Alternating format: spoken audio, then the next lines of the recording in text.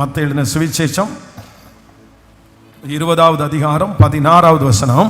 இவ்விதமாக பிந்தினோர் முந்தினோராயும் முந்தினோர் பிந்தினோராயும் இருப்பார்கள்.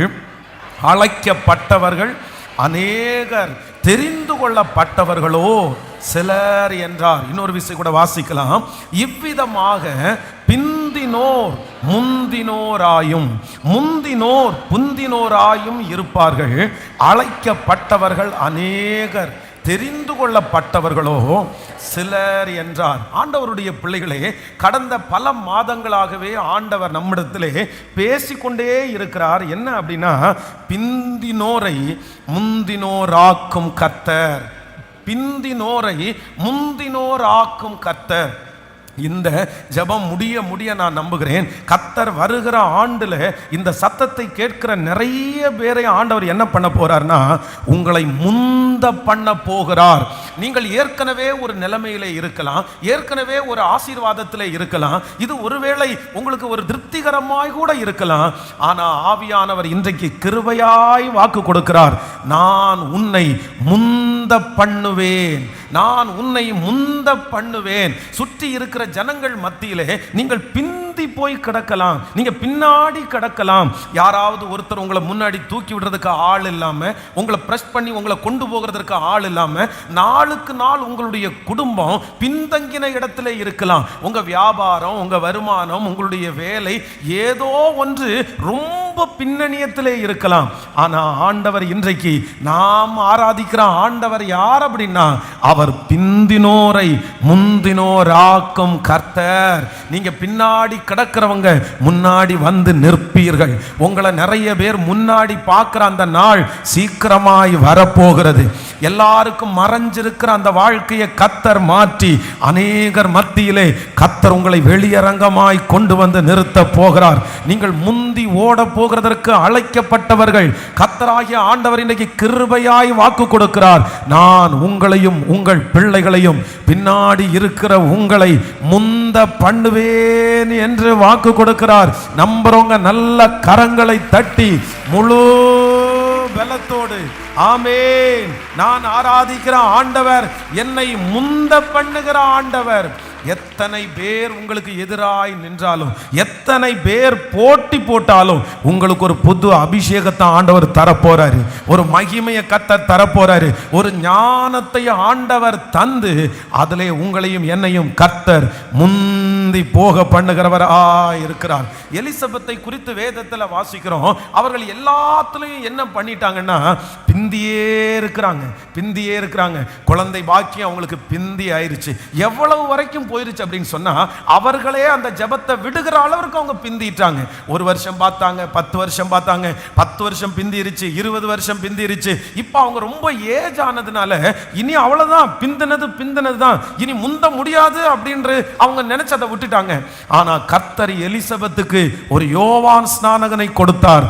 அந்த யோவான் ஸ்நானகன் யார் அப்படின்னா, ஆண்டவருக்கு முன் வழியை ஆயத்தப்படுத்துகிற ஒரு தேவ மனுஷனாய் கர்த்தர் எலிசபெத் அம்மாவுக்கு கொடுத்த பிள்ளை பிந்தி பிறந்த பிள்ளை அல்ல, எல்லாத்தையும் முந்துகிற பிள்ளையாய் கர்த்தர் அபிஷேகத்து அனுப்பினது உண்மையானால் இன்று கிருபையாய் வாக்கு கொடுக்கிறார். நான் உன்னை நிச்சயமாய் முந்த பண்ணுவேன். ஆமென் சொல்லுங்க. நான் உங்களுக்காக இந்த ஜெபம் நடந்து கொண்டிருக்கும் போதே உங்களுக்காக ஜெபிக்கிறேன்.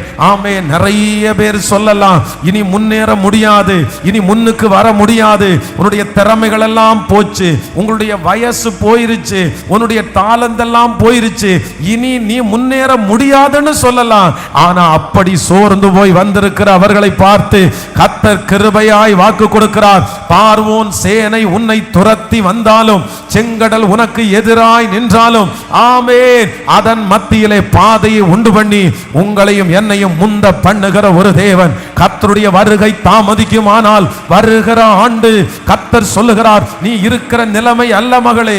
உன்னை முந்த பண்ணுவேன், உன்னை முந்த பண்ணுவேன். நீ முன்னாடி நடப்பாய். உன் வஸ்திர தொங்கலை பிடித்துக் கொண்டு 10 பேர் உனக்கு பின்பாய் வருவார்கள். நீ அநேகருக்கு முன்னாடி இருப்பாய். நீ பின்னாடி திரும்பி பார்க்கும் போது ஆச்சரியப்படுவாய். ஐயோ, எவ்வளவு தூரம், எவ்வளவு தூரம் என் கர்த்தர் எவ்வளவு தூரம் என்னை நடத்தி வந்தார், எவ்வளவு தூரம் என்னை கர்த்தர் கொண்டு வந்தார். நான் இவ்வளவு தூரம் வருவதற்கு எவ்விதத்திலும் பாத்திரன் அல்ல. அப்படி நீங்கள் ஆச்சரியப்படுற அளவிற்கு கர்த்தர் உங்களை முந்தி அநேகருக்கு முன்பாய் நிறுத்துவேன். Thank you Jesus, thank you Jesus, thank you Jesus. நம்முடைய ஆண்டவர் நம்மை முந்த பண்ணுகிற கர்த்தர், பிந்தினோரை முந்தினோராக்கும் கர்த்தர். ஒரு 3 விசை சொல்லுங்க பார்க்கலாம். பிந்தினோரை முந்தினோராக்கும் கர்த்தர், பிந்தினோரை முந்தினோராக்கும் கர்த்தர், பிந்தினோரை முந்தினோராக்கும் கர்த்தர். ஹல்லேலூயா. வேதத்தில் இதற்கு நிறைய உதாரணங்கள் இருக்கிறது. கர்த்தர் பிந்தினோரை முந்தினோராக்குகிறவர். கடந்த வாரத்திலே விசேஷமாக ஒரு 4 காரியங்களை ஆண்டவர் நம்மோடு கூட பேசினார்.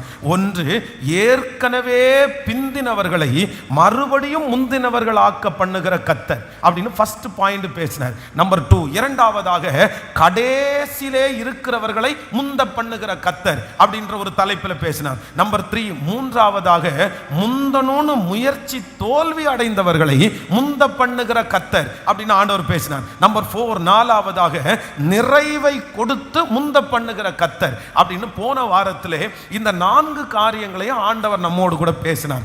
ஆனா இன்றைக்கு நேற்றைக்கு இரவில் இந்த வார்த்தைக்காக நான் ஜெபிக்கும் போது வேதத்திலே முந்தின ஒரு மனுஷனை ஆண்டவர் காண்பித்து, பின்னணியிலே இருந்தவன், ரொம்ப பேக்ல இருந்த மனுஷன், ஆனா அந்த மனுஷனை ஆண்டவர் முந்த பண்றதற்கு அந்த மனுஷனுக்குள்ளே இருந்த சில குவாலிட்டி எனக்கு ரொம்ப பிடிச்சிருச்சு. ஏன் ஆண்டவர் அவனை முந்த பண்ணினார்? அப்போ நான் நம்புறேன், அந்த பரிசுத்தவானிடத்திலே இருந்த அந்த குவாலிட்டி நம்மிடத்துல வரும்போது நம்மையும் கர்த்தர் முந்த பண்ணுகிறதற்கு கர்த்தர் வல்லவரா இருக்கிறார். நீங்கள் ஒரு தீர்மானமே எடுங்க, நீங்க ஒரு முடிவே எடுங்க. ஆண்டவர் உங்களையும் என்னையும் கரத்தை பிடிச்சிருக்கிறதுக்கு காரணம், ஒரு புதிய வருஷத்தை கர்த்தர் நமக்கு தரப்போகிறதற்கு காரணம், நம்மளை கர்த்தர் முந்தி புறப்பட பண்றதற்காக தான் கர்த்தர் நம்முடைய கரத்தை பிடிச்சிருக்கிறாரு. நீங்க எந்த பலவீனமா இருக்கலாம், ஒருவேளை சாத்தான் உங்க இருதயத்தில் சொல்லிட்டே இருக்கலாம், நீ நிறுத்திரு மகனே, போதும் மகனே, நீ இவ்வளவு நாள் பாடுபட்டு நீ என்ன பண்ணிட்டு இருக்கிற, நீ எவ்வளவு முந்தின, அவ்வளவுதான், உன்னுடைய காலம் முடிஞ்சிருச்சு, உன் நேரம் முடிஞ்சிருச்சு, இனி ஒன்றும் பண்ண முடியாதுன்னு சொல்லலாம். ஆனா கர்த்தரதை பிரேக் பண்றாரு, கர்த்தரதை உடைக்கிறாரு, கர்த்தரத வார்த்தைகளை உடைக்கிறாரு, உங்களுக்கு விரோதமாக இருக்கிற சக்திகளை கர்த்தர் உடைக்கிறாரு. அவர் தான் இன்னைக்கு வாக்கு கொடுக்கிறாரு. இல்ல, மோசையை திரும்ப எடுத்த கர்த்தர் உங்களை திரும்ப எடுத்து நிச்சயமாய், ஆமேன், அவருடைய வருகை தாமதிக்குமானால் வருகிற ஆண்டு இதே டிசம்பர் மாதம் இந்த சத்தத்தை கேட்டுட்டு இருக்கிற நீங்க இந்த நிலைமையில இல்ல, உங்களை 10 மடங்கு சன்னதனாய் மாற்ற போகிறார், 100 மடங்கு உங்களை சன்னிதர்களாய் மாற்ற போறாரு. ஆமே, நீங்கள் இப்பொழுது இருக்கிறதை பார்க்கலாம் 1000 மடங்கு கர்த்தர் உங்களை ஆசீர்வதிக்க போறாரு. என் மகளே, நீ கோடா கோடியாக பெருகுவாயாக. ஆமென். ஆண்டவருடைய பிளஸ்ஸிங்ஸுக்கு கண்ட்ரோல் என்கிறது இல்லை. ஃபர்ஸ்ட் 10 மடங்கு, அதற்கு பிறகு 100 மடங்கு, அதற்கு பிறகு 1000 மடங்கு, அதற்கு பிறகு கோடி மடங்கு, அதற்கு பிறகு திரளானது, எண்ணுக்கடங்காதது, கற்பனைக்கு எட்டாதது. இது அத்தனையும் தீர்க்க தரிசனமான வார்த்தை. நீ அறியாததும் உனக்கு எட்டாததும், நீ அறியாததும் உனக்கு எட்டாததுமான காரியத்தை எனக்கு செய்கிற ஒரு நல்ல தேவன். ஹல்லேலூயா. ஒரு வசனத்தை வாசிக்கலாம். வேதத்திலே மத்தேயு எழுதின சுவிசேஷம் 10ஆம் அதிகாரத்தினுடைய 2வது வசனத்தை நம்ம வாசிக்க போகிறோம். மத்தேயு எழுதின சுவிசேஷம் 10ஆம் அதிகாரம் 2வது வசனம். அந்த 12 அப்போஸ்தலருடைய நாமங்களாவன, முந்தினவன் பேதுரு எனப்பட்ட சீமோன், அவன் சகோதரன் அந்திரேயா, செபெதேயுவின் குமாரன் யாக்கோபு, அவன் சகோதரன் யோவான். ஆண்டவருடைய பிள்ளைகளே, இந்த இடத்துல பார்த்தீங்கன்னா யார் இந்த இடத்துல முந்தி அப்படின்னா ஒரு மனுஷன் யாருன்னா, இந்த பேதுருவை குறித்து வேதம் சொல்லுது. கர்த்தர் அந்த 12 அப்போஸ்தலருடைய நாமங்களை கர்த்தர் சொல்லும் போது ஃபர்ஸ்ட் யாருடைய பேரை வைக்கிறாருன்னா, முந்தினவன் பேதுரு எனப்பட்ட சீமோன். முந்தினவன் பேதுரு எனப்பட்ட சீமோன். அப்போ இந்த இடத்துல ஆண்டவர் ஒரு மனுஷனை முந்த பண்ணுகிறார். இந்த பேதுரு யாரா இருந்தாருன்னா, ஃபர்ஸ்ட் இவர் முந்தினவன் பேதுரு, சீமோன் பேதுருவாய் இருந்த அந்த மனுஷனை கர்த்தர் கேபாவாய் கற்பாறையாய் ஆண்டவர் முந்த பண்ணினார். அப்போ இந்த 12 சீடர்களை எடுத்து பார்ப்பீர்களே, ஆனால் குவாலிட்டி உள்ள பர்சன்ஸ் நிறைய பேர் இருக்கிறாங்க. அப்படின்னா யோவான் எல்லாம் பார்த்தீங்க அப்படின்னு சொன்னா அவ்வளவு நல்ல குவாலிட்டியான பர்சன். ஒவ்வொருத்தருமே ஒவ்வொரு விஷயத்துல ரொம்ப பிரில்லியண்டான ஆட்கள், ரொம்ப வித்தியாசமான ஆட்கள். யூதாஸ் காரியத்து கூட நீங்க நினைக்கிறது மாதிரி சாதாரணமான ஆள் இல்லை. அவர் ஒரு கணக்கு பிள்ளை மாதிரி, அப்படின்னா டாக்ஸ் கலெக்டர் மாதிரி. அவருக்கு நல்ல கணக்கு தெரியும். பணப்பை அவனுடைய கையிலே இருக்கிறது. அவனுடைய பொறுப்பு ரொம்ப பெரிய பொறுப்பு. அந்த மாதிரி 12 சீடர்கள்ல ரொம்ப கழிச்சு போட்டவர், 12 சீடர்கள்ல எல்லாரிடத்திலையும் திட்டு வாங்குறவர், ஆண்டவரிடத்துல திட்டு வாங்குறவர், எனக்கு பின்னாடி போ சாத்தானேன்னு சொல்லப்படுகிறவர், மறுதளிக்கிறவர். இந்த மாதிரி குவாலிட்டியே இல்லைன்னு நம்ம யாராவது சொல்லணும் அப்படின்னா டக்குன்னு நம்முடைய பேர் என்ன வரும் அப்படின்னா, எல்லாருக்கும் தெரியும்.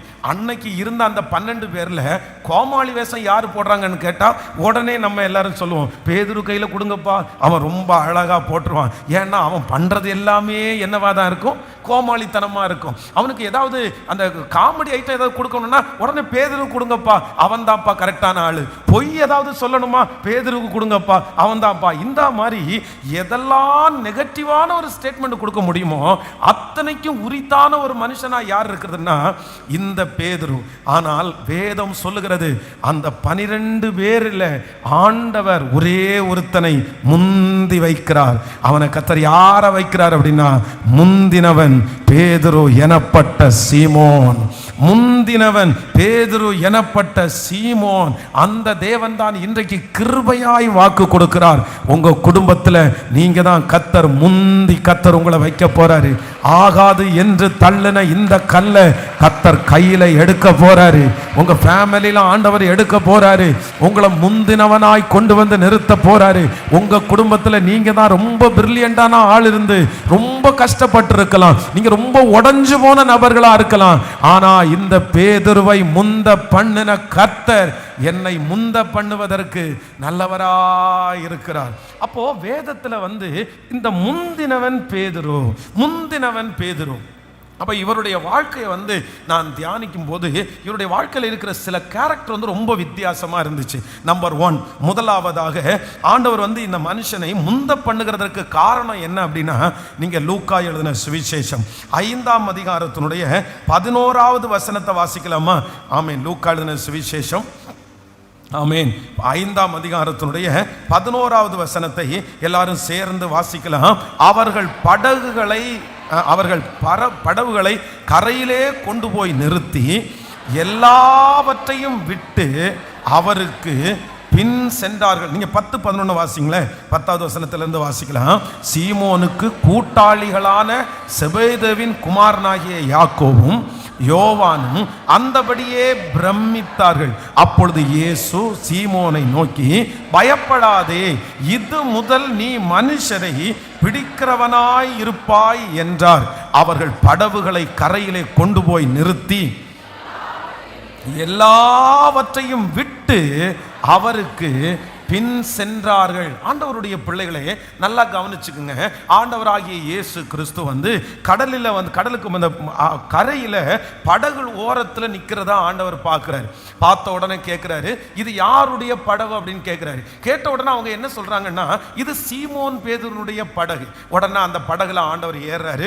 ஏறின உடனே சீமோன் என்ன சொல்றாரு அப்படின்னு சொன்னா, ஆண்டவரே இந்த நேரத்துக்கு நம்ம ஒன்றும் கடல்ல மீன் பிடிக்க போக வேண்டாம். ஏன் அப்படின்னா, நான் ராம் முழுதும் பிரயாசப்பட்டும் ஒன்றும் அகப்படவில்லை, ஒண்ணுமே கிடைக்கல அப்படின்னு சொன்ன உடனே ஆண்டவர் உடனே சொல்றாரு, இல்ல ஆழத்துல வலையை கொண்டு போடுங்க. உடனே ஆழத்துல போட்ட உடனே இவர்களுடைய கப்பல் மூழ்கிறது மட்டும் இல்ல, பக்கத்துல இருக்கிற கப்பலையும் கூப்பிட்டு அதுவும் மூழ்கத்தக்கதாக ஆண்டவர் அவங்களுக்கு ஒரு பெரிய அற்புதத்தை ஆண்டவர் செஞ்சிட்டாரு. இதுவரைக்கும் பேதுரு எத்தனையோ டைம் மீன் பிடிக்க போயிருக்கிறாரு, எத்தனையோ வருமானம் அவருக்கு கிடைச்சிருக்கு. ஆனா இந்த மாதிரி ஒரு ஜாக்பாட்டை அடிச்சதே இல்லை, இந்த மாதிரி ஒரு வருமானம் அவருக்கு வந்ததே இல்லை. இவருடைய 2 கப்பல்களும் மூழ்கத்தக்கதான மீன் கிடைக்குது. இப்போ அப்படியே கொஞ்சம் கொஞ்சமாக கரைக்கு வர்றாங்க. ஆசீர்வாதம் வந்துருச்சு, செழிப்பு வந்துருச்சு. இப்போ என்ன பண்ணணும் அப்படின்னு சொன்னால், நான் என்ன நினைக்கிறேன்னா, நம்மவா இருந்தால் அந்த போட்டில் இருந்து கரையில் வர்ற வரைக்கும் நம்ம ஆண்டவரிடத்தில் பேசிட்டே வருவோம். ஆண்டவரே, நீர் எவ்வளோ பெரிய நல்லவர், என் போட்டு வந்து எவ்வளோ வெறுமையான போட்டாக இருந்துச்சு, என் போட்டையும் நிரப்பி பக்கத்தில் இருக்கிற போட்டையும் நிப்பாட்டி நீங்கள் வேற லெவல் ஆண்டவரே, நீங்கள் அப்படி ஆண்டவரே, நீங்கள் இப்படி ஆண்டவரே, நீங்கள் ரொம்ப நல்லவர் ஆண்டவரே அப்படின்னு சொல்லி கரையில் வந்த உடனே, நான் இப்போ கிளம்பட்டுமா, மார்க்கெட்டுக்கு டைம் ஆயிடுச்சு, நீங்கள் கொடுத்த மீனை இப்போ கொண்டு விற்றாதான் சரியான நேரத்திற்கு விற்க முடியும், ஏன்னா எனக்கு கொடுத்ததே கொடுத்தீங்க, இதை வேஸ்ட் பண்ணுறதுக்கு நான் விரும்பலை, இதை எப்படியாவது கொண்டு போய் விற்று உங்களுக்கும் கொஞ்சம் தசமமாக நான் கொடுத்துட்றேன், என்னை அனுப்பி விடுங்க ஆண்டவரே அப்படின்னு நம்ம வந்து கடல் வரைக்கும் தான் பேச்சு, கரை வரைக்கும் தான் நம்ம பேசுவோம். அதுக்கு மேலே இயேசு எப்போ கிளம்புவார், டாட்டா காமிங்க ஆண்டவரே, போங்க ஆண்டவரே, பிரேயரை முடிங்க ஆண்டவரே அப்படின்ற நிலைமையில இருப்போம். ஆனால் இந்த பேதுரு பாருங்க, ரொம்ப ஆச்சரியமான ஒன்று, தன்னுடைய வெறுமையான படகை ஆண்டவர் நிரப்புறார். தன்னுடைய வாழ்க்கையில் ஒரு பெரிய பிரம்மாண்டத்தை பார்க்கிறான்,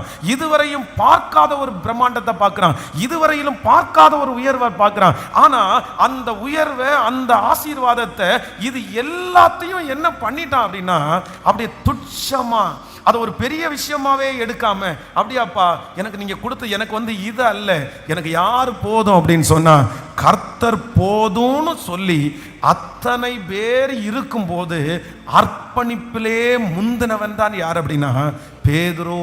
பேதுருனாலே அர்ப்பணிப்பிலே முந்தினவன், அர்ப்பணிப்பிலே முந்தினவன். நான் நம்புறேன், வருகிற ஆண்டு நம்மை முந்தி கொண்டு போக பண்ணுகிறார். நம்ம பின்தங்கின நம்ம நிறைய பேர் முந்தி போக போறோம். கர்த்தர் நம்மிடத்துல என்ன எதிர்பார்க்கிறார்னா, யாருக்கு அர்ப்பணிப்பு இருக்கிறதோ அவர்கள் முந்தி போக போகிறார்கள். கர்த்தர் அர்ப்பணிப்பு உள்ளவர்களை கர்த்தர் தேடுகிறார். வாலிப மகனே, மகளே, அர்ப்பணிப்பு இல்லாம நீ முந்தி போக முடியாது, முந்தி போக முடியாது. நல்லா கவனிச்சுக்குங்க. இந்த சட்டையை அயன் கலையாம, எந்த அயனும் கலையாம, ஒரு ஜென்ரலா ஒரு ஏசி ரூமுக்குள்ள ஒரு சேரை போட்டு இருக்க வேண்டிய காலம் உங்களுக்கு வரும், காலம் வரும். ஆனா அப்படி ஒருவேளை அப்படி இருக்கிறவங்க கூட அவங்களுக்கு வேர்க்குது, அவங்க வேலை செய்யறாங்க, அவங்களுக்கு அர்ப்பணிப்பு இருக்குது.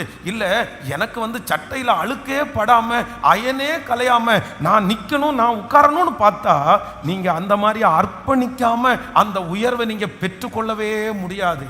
இன்னைக்கு நிறைய பிள்ளைகளுக்குள்ள என்ன இல்லை அப்படின்னு சொன்னா, இந்த அர்ப்பணிப்புன்ற ஒண்ணு இல்லாம போயிருச்சு.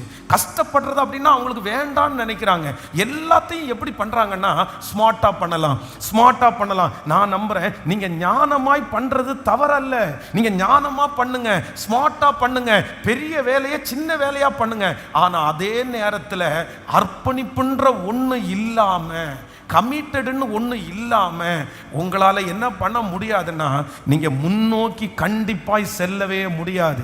வருகிற ஆண்டு நீங்கள் எடுக்க வேண்டிய தீர்மானம் என்ன அப்படின்னா, நான் கமிட் பண்ணணும்னு முயற்சி எடுங்க. வெளி தோற்றத்திற்கு எல்லாருக்கும் முன்னாடியும் நான் அப்படி இருக்கிறேன்றது காமிக்கிறதா அல்ல, உங்களுக்கே ஒன்று வேணும். வருகிற ஆண்டு கர்த்தர் உங்களுக்கு கொடுக்க போகிற ஆண்டு, வருகிற ஆண்டு கர்த்தர் உங்களை முன்னோக்கி கொண்டு போகிற ஆண்டு. இந்த முன்னோக்கி கொண்டு போகிற ஆண்டில் நீங்கள் வந்து கமிட்மெண்டா இல்லைன்னா, அர்ப்பணிப்பு இல்லைன்னா கர்த்தர் உங்களை கொண்டு போகவே முடியாது.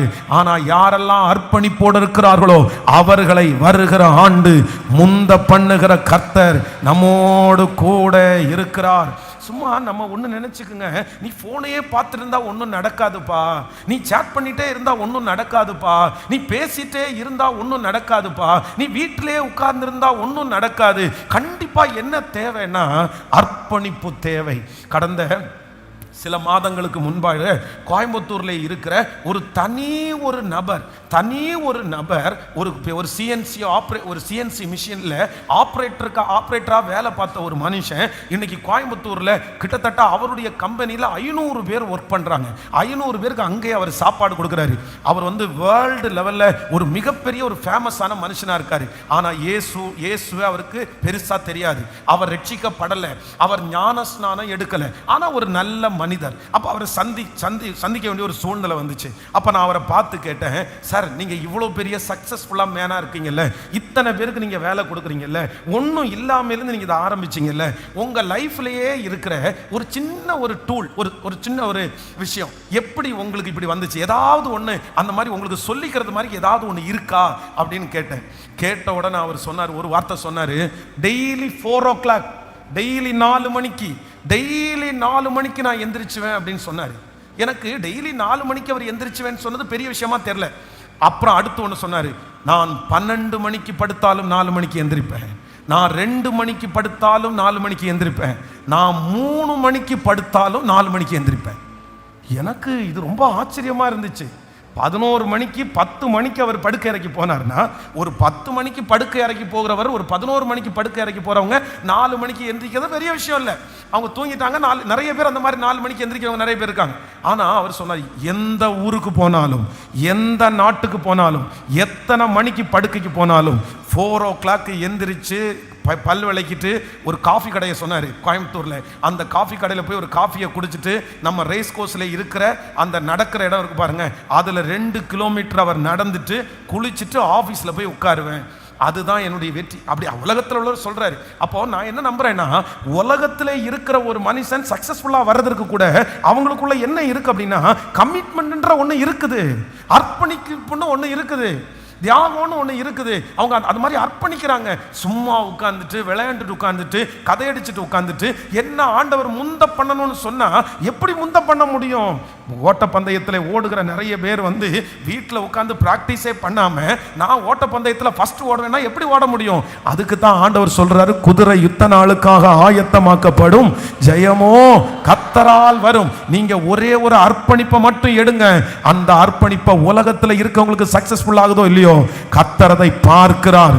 உங்க அர்ப்பணிப்புகளை கர்த்தர் பார்க்கிறார். ஆமென். ஓர்பால் ரூத் 2 பேர் இருக்காங்க. 2 பேரும் கணவனை இழந்தவங்க தான். ஆனா இந்த ரூத்தை குறித்து வேதம் சொல்லுது, அவங்க ஒரு அர்ப்பணிப்பை எடுக்கிறாங்க.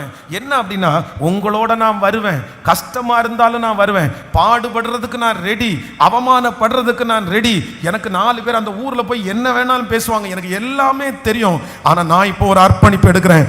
உன் தேவன் என் தேவன், நீர் இருக்கும் இடத்தில் நானும் இருப்பேன், அந்த இடத்திலே நான் மரித்து அடக்கம் பண்ணப்படுவேன், மரணமே அல்லாமல் வேறு ஒன்றும் பிரிக்க மாட்டாது என்று சொன்ன அந்த ஒரு அர்ப்பணிப்பை கர்த்தர் அப்படியே பார்த்து, கர்த்தர் முந்த பண்ணுகிற தேவன் இருக்கிறார். பிரதர், நீங்க முந்தியே ஆகணும். சிஸ்டர், நீங்க முந்தியே ஆகணும். உங்களுக்குள்ள கர்த்தர் வச்சிருக்கிற அபிஷேகம் முந்திர அபிஷேகத்தை தான் கர்த்தர் வச்சிருக்கிறாரு. உங்க குடும்பத்தில் இருக்கிற அத்தனை பேரை விட கர்த்தர் முந்துகிற அபிஷேகத்தை கர்த்தர் வச்சிருக்கிறாரு. இது வல்ல உங்க வளர்ச்சி ஒரு அடுத்த லெவல் இருக்குது, உங்க உயர்வு அடுத்த லெவல் இருக்குது. நீங்க ராஜாக்களோட நிக்க போறீங்க, நீங்க பெரிய மனிதர்களோட நிற்க போறீங்க. உங்களை பார்த்து நிறைய பேர் ஆச்சரியப்பட போறாங்க. இதோ ஆண்டவரால் ஆசீர்வதிக்கப்பட்ட மனுஷன், இதோ ஆண்டவரால் தூக்கி எடுக்கப்பட்ட ஒரு தேவனுடைய பிள்ளை. உங்க சாட்சி அடுத்த ஜெனரேஷனுக்கு பெரிய வெற்றியா மாறப்போகுது. உங்க பிள்ளைகளுக்கு அது வெற்றியாய் மாறப்போகுது. ஆயத்தப்படுங்க. அதற்கு கர்த்தர் உங்களிடத்திலும் என்னிடத்திலும் கேட்கிறார், யார் அர்ப்பணிப்புள்ளவர்களோ, ஹல்லேலூயா, யார் அர்ப்பணிப்பிலே முந்தி கொள்ளுகிறார்களோ அவர்களை உயர்த்துகிற ஒரு தேவன். கைகளை அசைத்து ஒரு ஹல்லேலூயா சொல்லலாம். நிச்சயமாய் ஆண்டவருடைய பிள்ளைகளே, பெருமைக்காக நான் சொல்றேன்னு நினைக்காதீங்க. ஸ்பெஷலா வாலிப தம்பி தங்கச்சிக்காக தான் நான் சொல்றேன், உங்களுக்காக தான் சொல்றேன். மற்ற மாதிரி அப்படி முழுக்க எனக்கு தெரியும். நான் நிற்கிறது தேவ பலத்தில் நிற்கிறேன்னு எனக்கு தெரியும். இந்த 100 days ஜெபம் அப்படின்றது நீங்க நினைக்கிறது மாதிரி இல்லை. என்னமோ நம்ம பலிபீடத்தில் நின்று சிம்பிளா ஒரு 100 நாள்ல 90 நாள் ஜெபம் பண்ணி முடிச்சிட்டோம், அவருக்கு என்ன வேலை அப்படின்னு கேட்குற அளவுக்கு அல்ல. இதற்கு பின்பாக 100 நாட்களும் ஒவ்வொரு நாளும் ஒவ்வொரு செய்தியை ப்ரிப்ரேஷன் பண்ணி காலையில் கண்ணை அப்படி முழிக்கும் போது என்ன ஃபர்ஸ்ட் ஞாபகம் வரும்னா, இன்னைக்கு என்ன பேச போறோம் ஆண்டவரே, இன்னைக்கு என்ன பேசணும். 100 days 100 விதமான வாக்கு தத்துவம், 100 விதமான வார்த்தை. நேற்றுக்கு பேசின வார்த்தை இன்னைக்கு நான் பிரசங்கமா பண்ணிட முடியாது. அதை ஆண்டவருடைய துணையோட வாங்கணும், அதை சரியா உங்கள்கிட்ட ஒப்புரவாக்கணும். அது ஒரு 100 நாட்கள்ல ஒரு 50 நாட்கள் வெளியூர்ல இருந்து யாரையாவது ஒருத்தரை கூப்பிட்டு அந்த மாதிரி எல்லாம் பண்ணலாம். ஆனா எத்தனையோ பேர் ஆரம்பிக்கும் போது உங்களுக்கு வேற வேலை இல்லையா, 100 நாள் எப்படி உங்களால பண்ண முடியும்? 100 நாள் அப்படி பண்ணாதீங்க. ஒரு 10 நாள் நீங்க பண்ணுங்க, அதுக்கப்புறம் இன்னொரு 10 நாள். எத்தனையோ ஆலோசனைகள் எனக்கு வந்திருக்குது, எத்தனையோ பேர் ஆலோசனை சொல்லியிருக்கிறாங்க. ஆனா நான் ஆண்டவரிடத்துல கேட்டது என்னன்னா, ஆண்டவரே எனக்கு ஒரு கிருபை வேணும், நான் ரெடி, என்ன நீங்க பலப்படுத்துவீர்களே. ஆனா அவர் தான் பலப்படுத்தி இருக்கிறாரு. ஆனா அந்த கமிட்மெண்ட்டை எடுக்கிறதுக்கு ஒரு தைரியம் வேணும்ல, அந்த தைரியத்தையும் அவர் கொடுத்தாரு. நான் நம்புறேன் இன்றைக்கு உங்களுக்கு அந்த தைரியத்தை கர்த்தர் தரணும். மகனே, நீ வேற நீ கமிட்மெண்ட் இல்லாம எதையுமே பண்ண முடியாது சாமி. நீ எதையுமே பண்ண முடியாதுப்பா. நீ சும்மா உட்கார்ந்து நம்ம என்ன மரத்தை உழுக்கணும்னா பணம் என்ன கொட்டுமா? நமக்கு என்ன பழம் கொட்டுமா? அப்படியா நம்ம இருக்கிறோம்? இல்லை, நம்ம இறங்கி வேலை பார்த்தா ஆகணும், நம்ம நின்று தான் ஆகணும். உனக்கு ஒவ்வொரு நிமிஷமும் உனக்கு வேல்யூபிளான டைம்.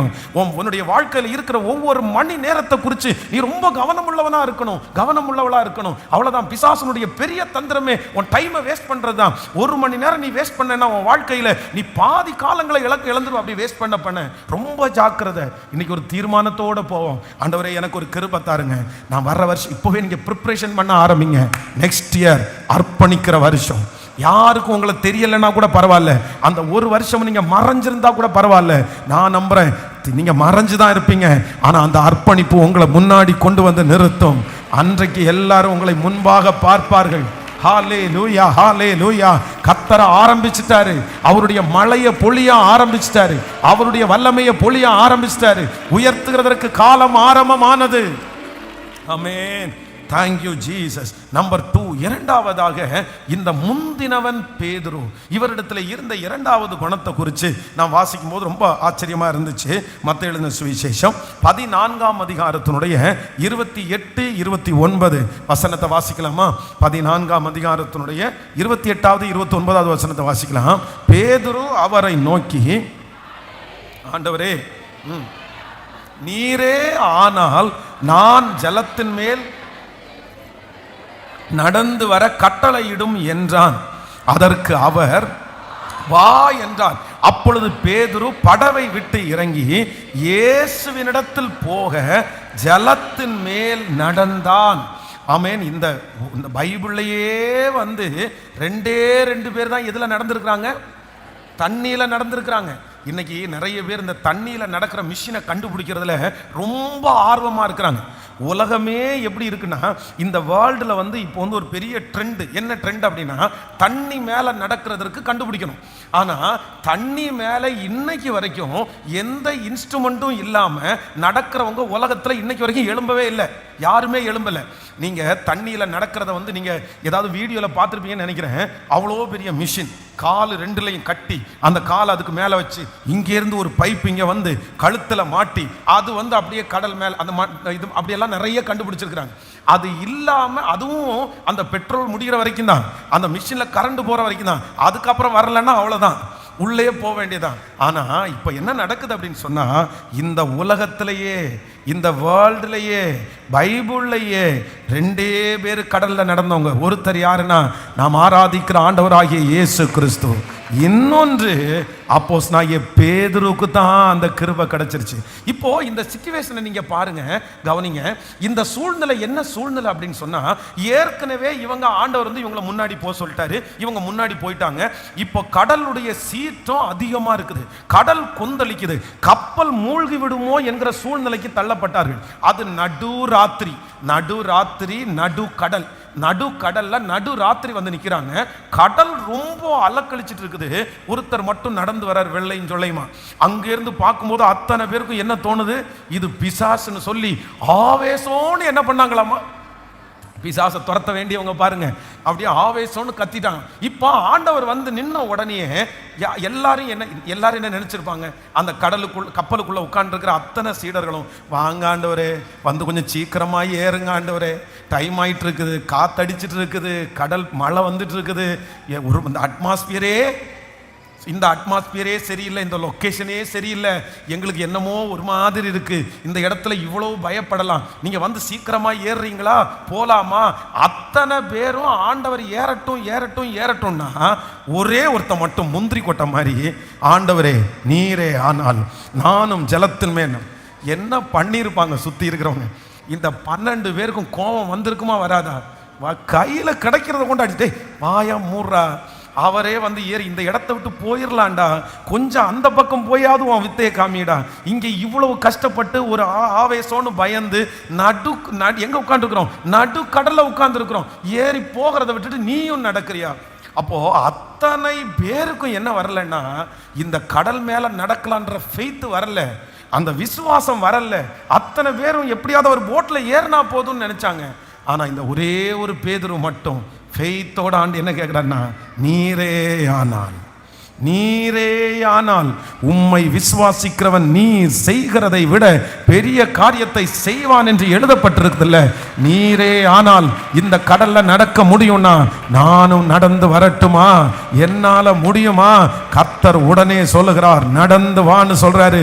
அந்த கடலில் 2 பேர் நடந்த லிஸ்ட்ல இந்த பேதுருவும் ஒரு ஆளாய் கர்த்தர் நிறுத்துகிறார். நல்ல கைகளை தட்டி இயேசுவே இயேசுவே, உங்க விசுவாசத்தை கனப்படுத்துகிற கர்த்தர், உங்க விசுவாசத்தை கனப்படுத்துகிற கர்த்தர், விசுவாசத்திலே முந்தி கொள்ளுகிற கர்த்தர்.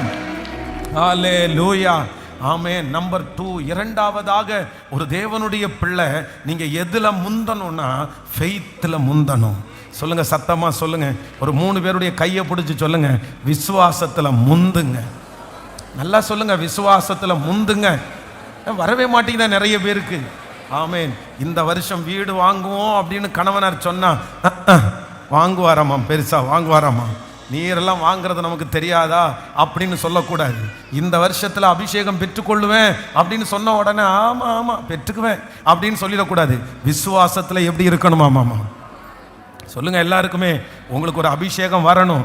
ஆண்டவரே ஆனால், நீரே ஆனால், உங்க வீட்டில் ஃபெய்த்தா பேசுகிற ஃபர்ஸ்ட் நபர் நீங்கள தான் இருக்கணும். உங்க வீட்டில் விசுவாசமா நடக்கிற முதல் ஆளு நீங்க தான் இருக்கணும். உங்களை பார்த்து உங்க குடும்பத்தில் உள்ளவங்க சொல்லணும், ஃபெய்த்ஃபுல் மேன், இவர் தான் ஃபெய்த்தா நடக்கிறவர், இவர் விசுவாச வீரன், இவங்க விசுவாச வீராங்கனை. எங்க மம்மி அவிசுவாசமா பேச மாட்டாங்க, எங்க டேடி அவிசுவாசமா பேச மாட்டாங்க, எங்க மூத்த பையன் அவிசுவாசமா பேச மாட்டேன், என் சின்ன மக அவிசுவாசமா பேச மாட்டா அப்படின்ற பேரை வாங்குற அளவிற்கு கர்த்தர் வருகிற ஆண்டு உங்களை ஃபெய்த்ல, விசுவாசத்துல ஆண்டவர் உங்களை முன்னாடி நிறுத்துவாராக. ஹல்லேலூயா. பாட்டிகளுக்கெல்லாம் என்ன இருக்கணும்னா முந்தின விசுவாசம் இருக்கணும். பாட்டிகள் பின்னாடி உள்ள விசுவாசத்தில் இருக்கக்கூடாது. ஏன் அப்படின்னா தீமோத்தேயுவை குறித்து அப்போஸ்தலனாகிய பவுல் சொல்லும்போது சொல்லுகிறாரு, எப்பா உனக்குள்ள ஒரு ஃபெய்த் இருக்கிறத பார்க்குறேன். அந்த ஃபெய்த்தை இதுக்கு முன்னாடி யாருக்கு பார்த்தேன்? யாருக்கு பார்த்தேன்? உன் தாயாகிய உங்க பாட்டி ஆகிய லோவிசாளுக்குள்ள நான் பார்த்தேன்ப்பா. உங்க பாட்டி கூட இருக்கிற ஃபெய்த் அப்படியே உங்ககிட்ட இருக்குப்பா. அப்பா அப்போஸ்தலனாகிய பவுல் ஒரு விசுவாசத்தை பார்த்து மிரண்டு போறாரு. யார் விசுவாசம்னா ஒரு வயசான அம்மா லோவிசாள். இப்ப இந்த அம்மா சாகிறதுக்குள்ள அந்த விசுவாசத்தை யாருக்கு டிரான்ஸ்ஃபர் பண்ணிருச்சுன்னா அவனுடைய பேரனுக்கு தீமோத்தேயுக்கு ஃபுல்லா அந்த ஃபெய்த்தை. இத்தனைக்கும் நீங்க வேதத்திலேயே அப்போஸ்தலனாகிய பவுல் ரொம்ப சாஃப்டா ஒருத்தருக்கு எழுதுறது யாருக்கு தான்? யாருக்கு? தீமோத்தேயுக்கு. விசுவாசத்தில் உத்தம குமாரனாகிய தீமோத்தேயுக்கு நான் எழுதுறதாவது எழுதிட்டே கீழே உன்னுடைய எல்லாருமே திராட்சரசத்தை குடிக்க கூடாதுன்னு இருக்குப்பா. ஆனா நான் உனக்கு சொல்றேன், உன்னுடைய பலவீனத்தின் நிமித்தம் நீ உன்னுடைய பலவீனத்தின் நிமித்தம் கொஞ்சம் என்ன பண்ணிக்கோ, திராட்சரசம். அப்படின்னா அவ்வளவு பலவீனமானவன் தீமோத்தேயு. ஆனா அத்தனை ஊழியத்தையும் நேர்த்தியாய் செய்தவன் அந்த தீமோத்தேயு. நம்பி ஒரு இடத்துல விட்டுட்டு போகும்போது அந்த இடத்துல இருக்கிற ஜனங்கள் எல்லாம் கர்த்தருக்குள்ள வழி நடத்தினவர். இந்த ஃபெய்த் எங்க இருந்து வந்துச்சு? இந்த விசுவாசம் எங்க இருந்து வந்துச்சு? தன்னுடைய பாட்டியாகிய லோவிசாளுக்குள்ள இருந்து வந்துருச்சு. பிரதர், நீங்க உங்களுடைய பணம் சம்பாதிக்கிற வித்தையை உங்க பிள்ளைக்கு டிரான்ஸ்ஃபர் பண்றீங்களோ இல்லையோ, இல்ல எதை உங்க பிள்ளைக்கு டிரான்ஸ்ஃபர் பண்றீங்களோ இல்லையோ, நீங்க ஆண்டவரிடத்துல ஃபெய்த்தா இருந்தீங்க பாருங்க, உங்க விசுவாசத்தை நீங்க டிரான்ஸ்ஃபர் பண்ணிட்டு தான் போகணும். உங்க ஃபெய்த்தை உங்க பிள்ளைகிடத்துல வளர்க்கணும். உங்க ஃபெய்த்தை உங்க பிள்ளைகிடத்துல வளர்க்கணும். உங்க ஃபெய்த்தை உங்க பிள்ளைங்க பார்க்கணும். எங்க அம்மா விசுவாசிச்சாங்க, இன்னைக்கு நான் விசுவாசிச்சேன். எங்க அப்பா இந்த காரியத்தை ஜெபம் பண்ணி பண்ணினாரு. அந்த மாதிரி ஒரு அபிஷேகத்தை கர்த்தர் உங்க மேல வைக்கணும். ஹல்லேலூயா. எத்தனை பேர் விசுவாசத்தை வீட்டில் பேசுறீங்க? எத்தனை பேர் விசுவாச காரியத்தை பேசுறீங்க?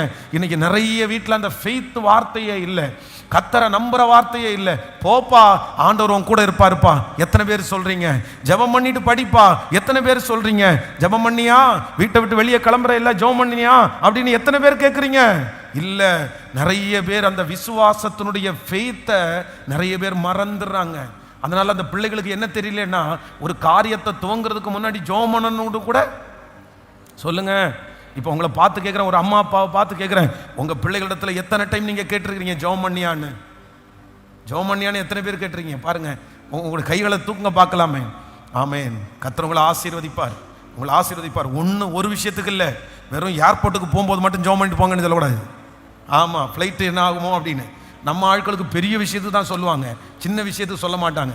எல்லா விதத்துலையும் உங்கள் பிள்ளைகளுக்கு என்ன சொல்லணும் அப்படின்னா, உங்கள் பிள்ளைகளுக்கு ஒரு ஏதாவது ஒன்று வாங்கி தர கேட்ட உடனே அடுத்த நாள் ஃபோனை எடுப்பா, ஃபோனை எடு. அது என்ன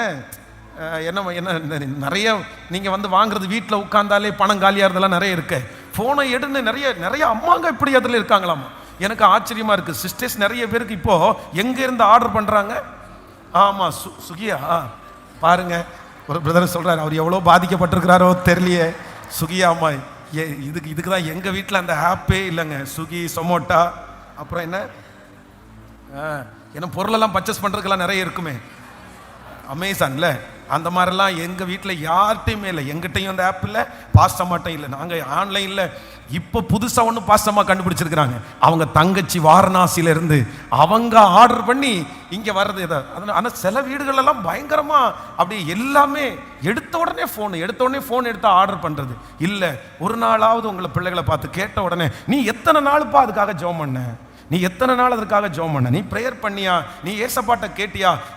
ஒருவேளை இதுக்கு முன்னாடி நீங்க இல்லாம இருக்கலாம், ஆனா நெக்ஸ்ட் இயர் ஆண்டவர் உங்களை உயர்த்த போறாரு, மகிமைப்பட போறாரு. நீங்க சொல்லுங்க, உங்க பிள்ளைகளுக்குள்ள விசுவாசத்தை வளர்த்துங்க. விசுவாசத்தில் முந்தினவனை கர்த்தர் முந்த பண்ணுவேன் என்று கர்த்தர் வாக்கு கொடுக்கிறார். யாரும் உங்களை முந்துறதுக்கு பண்ண வேண்டாம், கர்த்தரே உங்களை முந்த பண்ணுவார். இந்த விசுவாசம் உங்களை கொண்டு போய் சேர்க்கும். இந்த விசுவாசம் கர்த்தருடைய வருகை தாமதித்தார் உங்களை முந்த பண்ணும். நல்ல கரங்களை தட்டி ஹalleluya, ஆமென். விசுவாசத்தை கனப்படுத்துகிற ஒரு தேவன் நம்மோடு கூட இருக்கிறார். ஹல்லேலூயா. அப்ப நம்பர் 1, முதலாவதாக இந்த பேதுரு, வேதம் சொல்லுது, பின்னாடி இருந்த பேதுருவை, தகுதியே இல்லாத பேதுருவை கர்த்தர் என்ன பண்ணினாருன்னா, முந்தினவன் பேதுரு கர்த்தர் எங்க கொண்டு போய் வைக்கிறாருன்னா, அப்போஸ்தலர்கள்ல ஃபர்ஸ்ட் கொண்டு போய் பேதுரு வைக்கிறாரு. அதற்கு அவனுக்குள்ள இருந்த முதல் அபிஷேகம் என்னன்னா, ஃபர்ஸ்ட் எதுல அவர் முந்தினாராமா? அர்ப்பணிப்பிலே முந்தினவன் பேதுரு. நம்பர் 2, இரண்டாவது எதுல முந்தினவர் அப்படின்னா, ஃபெய்த், விசுவாசத்திலே முந்தினவன் பேதுரு. ஹல்லேலூயா, ஆமென். இதற்கு முன்பாக நடத்தி கொண்டிருந்த சர்ச் வந்து ரயில்வே கேட்டுக்கு அந்த பக்கத்தில் இருக்கும்போது பக்கத்து வீட்டில் குடியிருந்தவங்க தான் நம்ம சர்ச்சுக்கு இப்போவும் வந்துட்டு இருக்காங்க. பிரதர் ரொசாரியோ அவருடைய குடும்பம் வந்து சர்ச்சினுடைய தொட்ட வீட்டில் குடியிருந்தாங்க. அப்படின்னா சர்ச்சு காம்பவுண்டும் அந்த காம்பவுண்டும் ஒன்று பக்கத்தில் குடியிருந்தாங்க. ஆனால் அவங்க அப்போ வந்து நம்ம சர்ச்சுக்கு வரமாட்டாங்க. அவங்க வந்து அப்போ ஆர்சி திருச்சபைக்கு போயிட்டு இருந்தாங்க. ஆனால் நான் வந்து சொல்கிறேன் என்னென்ன, இந்த யூத் வாலிப தம்பிகளுக்காக சொல்கிறேன், அவங்கள்ட்ட நீங்கள் கேட்டு பாருங்கள், தனியாக நீங்கள் கேட்டு பாருங்கள். அந்த இருந்த அந்த ஆலயத்தில் வந்து ஒரு செவரு, ஒரு கல், ஒரு கண்ணாடி, ஒரு பொருள் கூட என் சத்தத்தை கேட்காம இருக்கவே இருக்காது. வெறும் மைக்கில் இல்லை, பர்சனலாக தனிப்பட்ட விதத்தில் நடந்து நடந்து நடந்து நடந்து அழுது அழுது கத்திட்டே பின்னாடி வரும்போது அவங்க கொஞ்சம் ஜோவியெல்லாம் பேசுகிற ஆள் வெளியே வந்து கேட்ப, என்னத்தை தான் அப்படி கத்தி அழுதுகிட்டே இருப்பீங்களோ தெரில அப்படின்னு என்கிட்ட வந்து கேட்பாங்க. இந்த வயசு பையனாக இருக்கிறீங்க, இவ்வளோ சின்ன வயசு, நீங்கள் என்னத்தை தான் அப்படி கத்தி அழுதுட்டு இருக்கீங்க உள்ள அப்படின்னு, எப்போ பார்த்தாலும் ஒப்பாரி வச்சுட்டு அழுதுகிட்டே இருக்கீங்களேன்னு கிண்டல் பண்ணுவாங்க. ஆனால் இன்னைக்கு அவங்க வந்து இந்த சர்ச்சை பார்க்கும்போது சொல்லுவாங்க, நீங்கள் அன்னைக்கே கத்தி அழும்போதே நாங்கள் நினச்சோம் இவ்வளோ பெரிய ஊழியம் உங்களுக்கு வரும் அப்படின்னு சொல்லி. அதனால அப்படி அதுக்காக நான் சொல்ல என்னன்னா, ஆண்டவருடைய பிள்ளைகளே, உங்களுக்கு அந்த ஃபெய்த் வேணும் மகளே, மகனே, அந்த விசுவாசம் வேணும். ஆண்டவரை நீ நம்பணும், நீ நிறைய நம்பணும். நீ நம்பினேன்னு வச்சுக்கோய, நீ அறியாததையும் உனக்கு எட்டாததையும் ஆண்டவர் தருவாரு. ஆண்டவர் உன்னை எங்கேயோ கொண்டு போய் நிறுத்துவாரு. நீ நம்பு, ஏசப்பாவை நீ நம்பு. ஏன்னா பிசாசனுடைய பெரிய தந்திரம் உன் நம்பிக்கையை எடுத்துரும். உன் ஸ்கூல்ல அந்த மாதிரி இல்லை, உன் காலேஜில் அந்த மாதிரி இல்லை, எந்த இடத்துல பார்த்தாலும் உன் நம்பிக்கையை சீரழிக்கிறது மாதிரி நடந்துட்டே இருக்குது. உன் மனசுக்குள்ளே இருந்து அந்த நம்பிக்கை வரல. அம்மாவுக்காக நம்பாத, அப்பாவுக்காக நம்பாத, அவரை உண்மையா நம்பு. இப்போ பாஸ்டர் ஏதோ பிரசங்கம் பண்றாரு, 2.5 மணி நேரம் வந்து உட்கார்ந்துட்டு போகணுன்றதுக்காக நீ விளையாட்டுத்தனமா வந்து உட்கார்ந்து போய் டைமை வேஸ்ட் பண்ணாத கண்ணா. உண்மையிலே நீ ஒண்ணுமே பண்ண மாட்டா. இங்கே உட்காந்து போனை நோண்டிட்டு, இங்கே உட்காந்து பேப்பர்ல வரைஞ்சிட்டு, இங்கே உட்காந்து SMS பண்ணிட்டு எப்படிப்பா நீ வாழ்வ? உனக்கு இயேசுவை குறித்து நம்பிக்கையே இல்லைன்னா நீ அடுத்த லெவல் ஏறி எப்படி போக முடியும்? உன்னுடைய வாழ்க்கை எப்படி முடியும்? உங்களுடைய லைஃப் எப்படி? எனக்கு தெரியல. அதனால இவ்வளோ பெரிய தேவாலயத்தில் வந்து இத்தனை சத்தத்தை கேட்டு நீ ஒன்றும் இல்லாமல் போறத நானும் விரும்பல, கர்த்தர் ரொம்பவே விரும்பல. அதனால உனக்கு நம்பிக்கை வரலையா? எனக்கு நம்பவே முடியல பாஸ்டர், எனக்கு நம்பிக்கை, எனக்குள்ள ஃபெய்த் வர மாட்டேங்குது. வேற ஒன்றும் இல்லை, அந்த ஃபெய்த்துக்காக நீ ஜெபம் பண்ணு. என் விசுவாசத்தை வர்த்திக்க பண்ணு ஆண்டவரேன்னு ஜெபம் பண்ணு. கர்த்தர் அந்த விசுவாசத்தை உங்களுக்குள்ள வளர்த்த ஆரம்பிப்பாரு. அதே மாதிரி விசுவாசம் உங்களுக்குள்ள வேணும்னு நினைக்கிறீங்களா? சின்ன சின்ன காரியத்துக்கெல்லாம் ஏசப்பாட்ட கேட்டு கேட்டு அற்புதத்தை பெற்றுக்கோ. நான் இந்த ஃபெய்த்ல வளர்ந்தது அப்படிதான். பேண்ட்டுக்காக ஜெபம் பண்ணி ஃபெய்த்ல வளர்ந்தாச்சு, சட்டைக்காக ஜெபம் பண்ணி அப்படியே ஃபெய்த்ல வளர்ந்தாச்சு. மீன் குழம்பு ஆசைப்பட்டு அப்படி ஒன்னொன்னா ஏசப்பாட்ட கேட்கறது, இதை செய்வீங்களா, இதை செய்வீங்களா? அதுக்கு வழியே இருக்காது. ஆனா அன்னைக்கு அது நடக்கும். உடனே அவர் மேல நம்பிக்கை வரும். ஐயா, எவ்வளவு பெரிய தெய்வம் ஐயா, எனக்காக மீன் குழம்பு கொண்டு வர்றீங்க, எனக்காக சட்டை தச்சுட்டு வர்றீங்க. இப்படி ஒவ்வொன்றுலையா என்ன பெருகும்னா, அந்த ஃபெய்த் எனக்கு ஃபர்ஸ்ட் முதல்ல என் விசுவாசத்தை ஆண்டவர் பெருக பண்ணது ஒரே ஒரு விஷயத்துல தான்.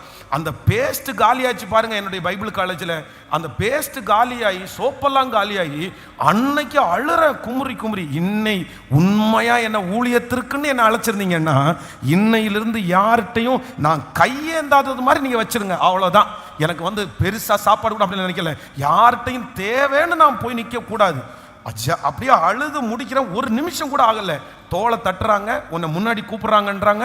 50 ரூபாய் என் கையில வருது.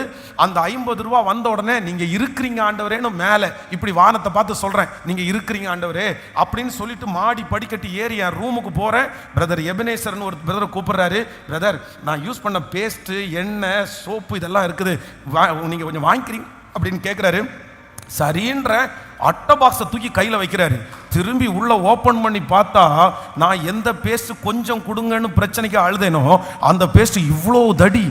3 வருஷம் 3 இயர்ஸ் 3 வருஷம் பைபிள் காலேஜில் பேஸ்டே வாங்க வேண்டியது இல்லாத அளவுக்கு அன்னைக்கு பேஸ்ட். அப்ப நினைச்சேன், நீர் என்ன அழைச்சிருக்கிறீர், நீர் நடத்துவீர், நீர் இருக்கிறீர்.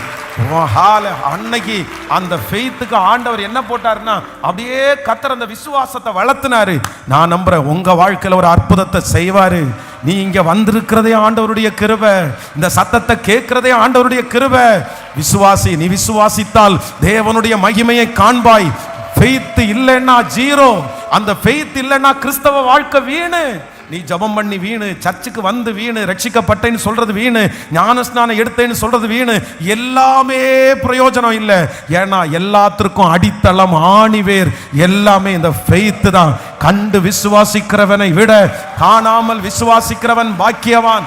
பிசாசு முதல்ல உங்களுக்கு டார்கெட் பண்றதும் என்னன்னா, விசுவாசத்தை தான் எடுக்க போறான். அதுதான் கடைசி நாட்களில் மனுஷகுமாரனுக்குள்ளே விசுவாசத்தை காண்பாரோ, விசுவாசத்தை காண்பாரோ. சிலர் விசுவாச கப்பலை சேதப்படுத்தி கொண்டார்கள். நீங்க உங்க ஃபெய்த்தினுடைய கப்பலை சேதப்படுத்தாதீங்க. உலகத்துல யாரோ ஒருத்தருக்கு என்னமோ நடக்கிறத வச்சுட்டு உங்க ஃபெய்த்தை நீங்க சேதப்படுத்தாதீங்க. பிசாசு திருட நினைக்கிறது வேற ஒன்னையும் இல்லை, உங்க விசுவாசத்தை திருட நினைக்கிறான். ஆனா கர்த்தர் இன்றைக்கு உங்களுடைய விசுவாசத்தை கர்த்தர் பெருக பண்ண போகிறார். கைகளை உயர்த்தி, இயேசுவே என்னுடைய விசுவாசத்தை வர்த்திக்க பண்ணும் சொல்லுங்க, சொல்லுங்க. ஸ்பெஷலா வாலிப தம்பி தங்கச்சி சொல்லுங்க, உங்க ஃபெய்த்தின் மூலமா அற்புதம் நடக்க போகுது மகனே. மகனே, உன் விசுவாசம் பிசாச மிரள பண்ண போகுது. உன் ஃபெய்த் எதை வேணாலும் கொண்டு வந்து சேர்க்க போகுது. உனக்குள்ள கர்த்தர் வைத்திருக்கிற விசுவாசம் லட்சங்களுக்கு முன்னாடி நீங்க நிக்க போறீங்க. உங்களுக்குள்ள ஏசப்பா வைக்கிற விசுவாசத்தினால செங்கடலை தாண்ட போறீங்க, மதல தாண்ட போறீங்க. சொல்லுங்க, இயேசுவே முழு பலத்தோடு இந்த விசுவாசத்தை வர்த்திக்க பண்ணுங்கப்பா, வர்த்திக்க பண்ணுங்கப்பா. எனக்குள்ள அந்த ஃபெய்த்தை கர்த்தர் வளர்ப்பீராகப்பா. Thank you Jesus. Hallelujah. ஆமென். வேகமாய் மூன்றாவது ஒரு காரியத்தை சீக்கிரமாய் வாசிக்கலாம். ஆமென். மத்தேயு எழுதின சுவிசேஷம் 16ஆம் அதிகாரத்தினுடைய 15, 16வது வசனத்தை கூட வாசிக்கலாம். மத்தேயு எழுதின சுவிசேஷம் 16ஆம் அதிகாரத்தினுடைய ஆமென் 15. அப்பொழுது அவர், நீங்கள் என்னை யார் என்று சொல்லுகிறீர்கள் என்று கேட்டார். சீமோன் பேதுரு பிரதி உத்தரமாக, நீர் ஜீவனுள்ள தேவனுடைய குமாரனாகிய கிறிஸ்து என்றான். நீங்க 14வது வசனத்திலிருந்து வாசிக்கலாமா? 13 ஆமென் 13லிருந்து வாசிக்கலாம். பின்பு இயேசு பிலிப்பு செசரியா திசைகளில் வந்தபோது தம்முடைய சீசர்களை நோக்கி, மனுஷகுமாரனாகிய என்னை ஜனங்கள் யார் என்று சொல்லுகிறார்கள் என்று கேட்டார். அதற்கு அவர், சிலர் உம்மை யோவான் ஸ்நானகன் என்றும், சிலர் எலியா என்றும், வேறு சிலர் எரேமியா அல்லது தீர்க்கதரிசிகளில் ஒருவர் என்றும் சொல்லுகிறார்கள் என்றார். கவனிங்க ஆண்டவருடைய பிள்ளைகளே, எல்லாம் கவனமா கவனிங்க. இந்த காலகட்டம் என்ன காலகட்டம் அப்படின்னு சொன்னா, ரோமர்களால யூத ஜனங்கள் இஸ்ரவேல் ஜனங்கள் ரொம்ப பாடுபட்டு இருக்கிற ஒரு டைம் தான் இந்த டைம். அப்போ எல்லாரும் என்ன எதிர்பார்த்துட்டு இருக்கிறாங்கன்னு சொன்னா, யாராவது ஒருத்தர் ரட்சகர் வரணும், அந்த ரட்சகர் வந்து இந்த ரோமர்களுடைய கையிலிருந்து எங்களை காப்பாற்றணும் அப்படின்னு நிறைய பேர் எதிர்பார்த்துட்டே இருக்கிறாங்க. அப்ப எதிர்பார்த்துட்டு இருக்கும்போது ஒவ்வொருத்தரா வர்றாங்க, அவங்க வந்துட்டு அமைதியா போறாங்க. இப்ப இயேசுன்ற ஒருத்தர் வந்திருக்கிறாரு. இப்போ எல்லாருக்குமே என்ன சந்தேகம்னா, இவர் யாரு? இவர் உண்மையாகவே நம்மள ரோமர்களுடைய கையிலிருந்து ரட்சிக்க வந்தவரா? ஏன் அப்படின்னா, அந்த மாதிரி அவர் எதுவும் பண்றதா தெரியல. அவர் பண்றது மாதிரியும் இருக்கு, பண்ணாத மாதிரியும் இருக்கு. இந்த மாதிரி கன்ஃபியூஸ்ல இருக்கும்போது ஒவ்வொருத்தருமே ஒவ்வொரு இயேசுவை பார்த்து அவர் ரட்சகர்ன்றதை விட்டுட்டு இன்னொன்னு கண்டுபிடிக்கிறாங்க. ஒருத்தர் என்ன சொல்றாருன்னா, இவர் யோவான் ஸ்நானகனா இருக்கும். அப்படியானா யோவான் ஸ்நானகன் அப்பதான் அவ்வளவு பெரிய வல்லமைகளை செய்து அவருடைய பிரசங்கத்தினால நிறைய பேர் ரட்சிக்கப்பட்டு அவர் இப்ப சிரசேதம் பண்ணப்பட்டு செத்து போயிட்டாரு. அதனால அவரா இருக்குன்றாங்க. சிலர் வந்து இல்ல இல்ல எலியா தான் எடுத்துக்கொள்ளப்பட்டாரு, அந்த எலியா தான் திரும்பி வந்திருப்பாரு. இன்னும் சிலர் தீர்க்கதரிசி ஆளாளுக்கு இயேசுவே ரட்சகர் அப்படின்னு அறிஞ்சிக்காம ஆளாளுக்கு ஒரு ஐடியா சொல்றாங்க. இந்த மாதிரி பேர் சொல்றாங்க, இவர் இப்படி இருக்கும்னு. அப்ப ஆண்டவர் என்ன பார்த்து கேட்கிறாருன்னா, சரிப்பா, உலகத்துல இருக்கிறவங்க எல்லாருமே அவங்க அவங்களுக்கு ஆளாளுக்கு ஒரு பேரை வச்சிருக்கிறாங்க. என்ன சிலர் தீர்க்கதரிசின்றாங்க, சிலர் அந்த மாதிரிலாம் சொல்றாங்க. நீங்க என்ன சொல்லுங்க, நீங்க என்ன யாருன்னு சொல்றீங்க? இப்ப எத்தனை பேரை பார்த்து கேட்கிறாரு? எத்தனை பேர் பார்த்து கேட்கிறாரு? 12 பேரை பார்த்து கேட்டா நமக்கு தான் ஒருத்தர் இருக்கிறாரு, முந்திரி கொட்டை ஒருத்தர் இருக்கிறாரு. அத்தனை பேரும் சொல்றதுக்கு வாயை திறக்கிறதுக்கு முன்னாடி இது தப்பா சரியா, இது என்ன பண்ண போறான், அதெல்லாம் அவர் பார்க்கறதே இல்லை. எடுத்த உடனே 15வது வசனத்தை வாசிக்கும் போது அப்ப ஆண்டவர் அவங்கள பார்த்து 15 அப்பொழுது அவர், நீங்கள் என்னை யார் என்று சொல்லுகிறீர்கள் என்று கேட்டார். அதற்கு சீமோன் பேதுரு பிரதியுத்தரமாக, நீர் ஜீவனுள்ள தேவனுடைய குமாரனாகிய கிறிஸ்து என்றான். இயேசு அவனை நோக்கி, யோனாவின் குமாரனாகிய சீமோனே, நீ பாக்கியவான், மாமிசமும் இரத்தமும் இதை உனக்கு வெளிப்படுத்தவில்லை, பரலோகத்தில் இருக்கிற என் பிதா உனக்கு வெளிப்படுத்தி இருக்கிறார். நல்ல கரங்களை தட்டி முழு பலத்தோடு ஸ்தோத்திரம் ஸ்தோத்திரம் ஆமென். அர்ப்பணிப்பிலே முந்தி கொண்ட பேதுரு, விசுவாசத்திலே முந்தி கொண்ட பேதுரு. நம்பர் 3, இந்த இடத்துல என்ன முந்தி கொண்ட பேதுருனா, வெளிப்பாடுகளிலே முந்தி கொண்ட பேதுரு. யாராமா? ஆண்டவருடைய பிள்ளையே, ஆண்டவர் வந்து உங்களை முந்தி கொண்டு போகணுமா, நீங்க முந்தி போகணுமா, உங்களுக்கு என்ன வேணும் அப்படின்னு சொன்னா, ஆண்டவருடைய வெளிப்பாடு உங்களுக்கு வேணும். நீங்க வெளிப்பாட பெற்றுக்கொள்ளணும். ஆண்டவரை வெறும் வந்து சிலுவையில் அறைந்த இயேசு கிறிஸ்துவா மட்டும் வச்சிருக்க கூடாது, இல்லைன்னா கீச்சையில் தொங்க விடுற சிலுவையா மட்டும் வச்சிருக்க கூடாது, இல்லைன்னா இப்ப கிறிஸ்துமஸுக்கு எல்லாருடைய வீட்லையும் நிறைய பேர் வீட்டில் சின்ன ஒரு பொம்மை இருக்குமே, குட்டியா குழந்தை போட்டா, அந்த போட்டோவா இருக்க கூடாது. இயேசுவை நம்ம என்ன பண்ணணும் அப்படின்னு சொன்னா, வெளிப்பாடுகளை அறியணும். அல்லேலூயா. ஒரு மேலோட்டமான கிறிஸ்தவனாய அல்ல, வெறும் ஞாயிற்றுக்கிழமை ஆனா வந்து பைபிளை எடுத்துட்டு வர்ற வெறும் கிறிஸ்தவனாய அல்ல. தயவு செய்து, ஏன்னா நம்முடைய ஆண்டவர் வந்து கடல், அவர் அறிஞ்சிக்கிறதுக்கு நிறைய இருக்குது. உங்களுக்கு என்ன வேணும் அப்படின்னு சொன்னா, இயேசுவை குறிச்ச வெளிப்பாடு இல்லைன்னா வருகிற காலத்தில் நீங்க யாருமே விசுவாசத்தில் நிற்க மாட்டீங்க. அடுத்த ஜெனரேஷனை ஆண்டவருக்குள்ள கொண்டு வர முடியாது. யாருடைய பாஸ்டருடைய பிள்ளையா இருந்தாலுமே நீங்க யாருடைய வெளிப்பாட, இயேசு யாருன்னு உங்களுக்கு தெரியணும். அவர் உங்களுக்கு அவரை வெளிப்படுத்தணும்.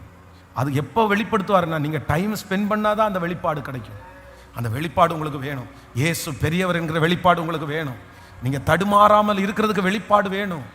பாருங்க, அத்தனை பேர் இருக்கும்போது நீங்க யாருன்னு கேட்டா, இவனை ஏன் ஆண்டவர் முந்த பண்ணார் அப்படின்னு சொன்னா, நீர் யார் அப்படின்னா, ஜீவனுள்ள தேவனுடைய குமாரனாகிய கிறிஸ்ட். இது இன்னும் அவர் சிலுவைக்கு போகவே இல்லை. சிலுவைக்கு போறதுக்கு முன்னாடி அவனுக்கு என்ன தெரியும்? அதனால தான் ஆண்டவர் சொல்றாரு, எப்பா, இது உன்னுடைய புத்தி கிடையாது, இது உனக்குள்ள உண்டானது அல்ல, இது யார் உனக்கு வெளிப்படுத்தி இருக்கிறாருன்னா, பரலோகத்தில் இருக்கிற பிதா உனக்கு வெளிப்படுத்தி இருக்கிறாரு. மகன், வாலிப தம்பி, தங்கச்சி, அப்படிதான் உனக்கு ஒரு வெளிப்பாடு கிடைக்கணும். நான் சொல்றேன் பாருங்களேன், 14 வயசு வரைக்கும் என்னுடைய சர்ச்சில் நான் பாஸ்டர்ல தான் இருந்தேன். ஒண்ணுக்கு கூட தவறுனதில்லை. அப்படியே காலையில் 7 மணிக்கு உள்ளே போனேன்னா 3 மணி வரைக்கும் சர்ச்சில் தான் இருப்பேன். ஸ்கூல் முடிச்சுட்டு சர்ச்சில் தான் இருப்பேன். எல்லா வேலையும் நான் செய்வேன். எங்கள் பாஸ்டர் பிரசங்கம் பண்ணும்போது கை தட்டி இருக்கிறேன், பாட்டு பாடி இருக்கிறேன், ஆராதனை பண்ணியிருக்கிறேன், ட்ரம்ஸ் வாசிச்சிருக்கிறேன், எல்லாம் பண்ணியிருக்கிறேன். ஆனால் உண்மையிலேயே எப்போ ரட்சிக்கப்பட்டேன்னு தெரியுமா? நான் ரட்சிக்கப்பட்டேன்னு நினச்சேன். ஞான ஸ்நானம் எடுத்தேன்னு நினைச்சேன். ஆண்டவரை குறித்து நமக்கு நல்லா தெரியும், நம்ம அவருக்காக பக்தி வைராக்கியம் காமிக்கிறோம் அப்படின்னு எல்லாம் நினைச்சேன். ஆனால் ஃபஸ்ட்டு முதல்ல 14 வருஷம் எத்தனையோ வார்த்தைகளை கேட்டுக்க, அது எனக்கு பிரயோஜனமாக இருந்திருக்குது. அந்த 14 வருஷம் பாஸ்டருடைய அந்த மெசேஜில் வந்து மனசுக்கு ஒரு மாதிரி இருந்திருக்குது, ஒரு சின்ன டச் ஆனது மாதிரி தெரிஞ்சிருக்குது, அழுது இருக்கிறேன், எல்லாம் பண்ணியிருக்கிறேன். ஆனால் பைபிள் காலேஜில் வந்து அந்த டீச் பண்ண ஆரம்பிக்கும் போது தியாலஜின்னு ஒரு சப்ஜெக்ட் எடுத்தாரு பாருங்க அந்த பாஸ்டர். அந்த தியாலஜின்ற சப்ஜெக்டை எடுக்கும்போது அவர் ஆண்டவரை குறித்த வெளிப்பாடை சொல்றாரு. ஐயோ, உண்மையிலே நீங்க நம்ப மாட்டீங்க, பைபிள் காலேஜிலேயே அந்த டீச்சிங் நடந்துட்டு இருக்கவே என் கண்ணெல்லாம் நிறையுது, எனக்கு அன்பு பெருகுது அவர் மேல, அப்படியே நேசம் பெருகுது. என்ன பெருகுது அப்படின்னா, இவ்வளோ பெரிய தெய்வமா நீங்க, இவ்வளோ பெரிய தெய்வமா நீங்க. 14 வருஷம் எனக்கு இவ்வளோ பெரிய தெய்வம்னு தெரியல. 14 வருஷத்தில் அழுது இருக்கிறேன், ஜெபம் பண்ணி இருக்கிறேன், அற்புதத்தை பெற்றுக்கொண்டிருக்கிறேன். ஆனால் அவங்க சொல்ல தான் தெரியுது, ஐயோ இவ்வளோ பெரிய தெய்வம், நான் விட மாட்டேன். இன்னைக்கு வரைக்கும் சொல்றேன், சாகிற வரைக்கும் சொல்றேன், பிரிக்க முடியாது. ஏன்னா அவருடைய வெளிப்பாடு எனக்குள்ள வந்ததுக்கு அப்புறம் விசுவாசம் வந்துச்சு. அவருடைய வெளிப்பாடு எனக்குள்ள வந்ததுக்கு அப்புறம் ஸ்ட்ராங் ஆயிட்டேன். அவருடைய வெளிப்பாடு எனக்குள்ள வந்ததுக்கு அப்புறம் எத்தனை புயல் வந்துருச்சு, எத்தனை பிரச்சனை வந்துச்சு, மரணமே பக்கத்துல வந்து நின்னா கூட செத்து போகணுன்ற ஒரு எண்ணம் வரவே இல்லை. காரணம் என்ன? கிறிஸ்து எனக்கு ஜீவன், சாவு எனக்கு ஆதாயம். ஒரு நாள் கூட அவ்வளவு 9 மாசம் சீரியஸா படுத்திருந்து கூட ஒரு நாள் கூட ஆண்டவரை பார்த்து ஏன்னு கூட கேட்டதில்லை.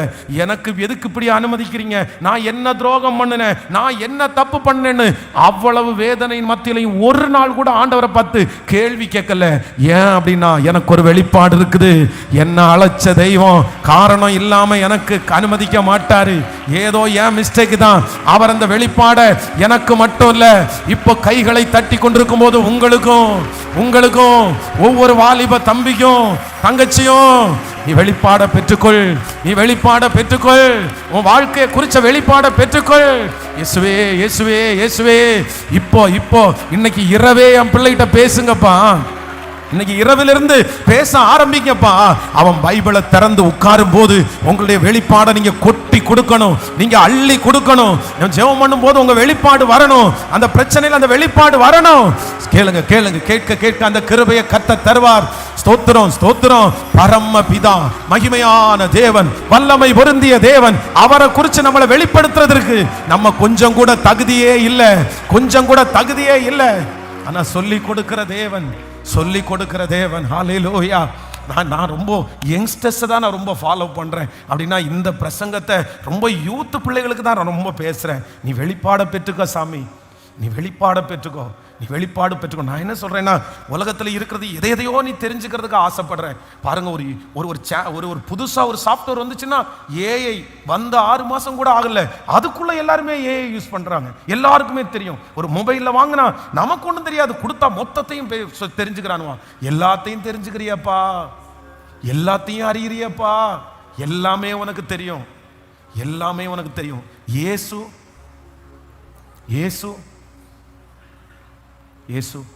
எவ்வளோ நீங்க வந்து அப்பாவுக்காக அம்மாவுக்காக சர்ச்சுக்கு வர்றவங்க எத்தனை நாள் நீ வருவேன்னு நினைக்கிற? நீ சம்பாதிக்கிற வரைக்கும் தான் வருவேன், நீ கல்யாணம் பண்ற வரைக்கும் தான் வருவேன். உன்னை அவங்க ஸ்டிக் பண்ற கூட அந்த சூழ்நிலையை தாண்டிச்சுன்னா நீ வர முடியாதுப்பா. இப்போ பயந்துட்டு வரலாம், இப்போ ஏதோனும் சரி அப்படி அந்த மாதிரி இல்லை. நீ என்ன பண்ணணும்னா, நீ அப்படி ஆழத்தை நீ தெரிஞ்சுக்கோ. நீங்க உலகம் எல்லாம் வந்து அதனுடைய ஆழம் வந்து ரொம்ப மோசமான இடம். ஆழத்துக்கு போக போக போக உலகத்தினுடைய ஆழம் இருள் தான் இருக்குது. ஆனா தேவாவியான ஒரு அசைவாடுகிறது மாதிரி ஒரு ஃபீல் உங்களுக்கு வேணும். அதனால தயவு செய்து நெக்ஸ்ட் இயர் ஒரு தீர்மானத்தோட போங்க. நீங்க என்ன பண்ணணும்னா, உனக்குன்னு ஒரு பைபிள் இருக்கணும் சாமி, உனக்குன்னு கண்டிப்பா ஒரு பைபிள் இருக்கணும். அந்த பைபிளில் உன்னுடைய கையெழுத்து இருக்கணும், அந்த பைபிளில் உன்னுடைய அண்டர்லைன் இருக்கணும், அந்த பைபிளில் இயேசு என்கிட்ட இந்த நாளில் இந்த வசனத்தை பேசினாரு நீ எழுதணும். உன் கூட ஏசப்பா பேசணும். நீ நேருக்கு நேர் அவருடைய சத்தத்தை கேட்கணும். நான் பேசுற சத்தத்தை மட்டும் கேட்காத, இன்னொருத்தர் பேசுற சத்தத்தை மட்டும் கேட்காத, டைரக்டா ஏசப்பா உங்ககிட்ட பேசணும். நான் உனக்கு ஒரு ஆழத்தை சொல்லி கொடுக்கறதுக்கு மட்டும் நீ பார்க்க கூடாது. உனக்குன்னு கர்த்தர் ஒரு வெளிப்பாடை கர்த்தர் கொடுக்கணும். நீங்க வேதத்தை வாசிக்கும் போது நான் சொல்லி கொடுக்குற வெளிப்பாடை பார்த்து அதல்ல, நீ பர்சனலா ஒரு வெளிப்பாடு உனக்கு கிடைச்சிருக்குதா, இந்த வசனத்துக்கு இதான் அர்த்தம் உனக்கு தெரியுதா, ஆண்டவர் உங்களோட டீல் பண்ணி இருக்கிறாரா, இல்ல இந்த அனுபவம் வேணும், இதுதான் பெண்டிகாஸ்ட், இதுதான் ஸ்பிரிச்சுவல், இதுதான் ஏசப்பாவுடைய பிள்ளை, மேலோட்டமா இருக்கிறது அல்ல.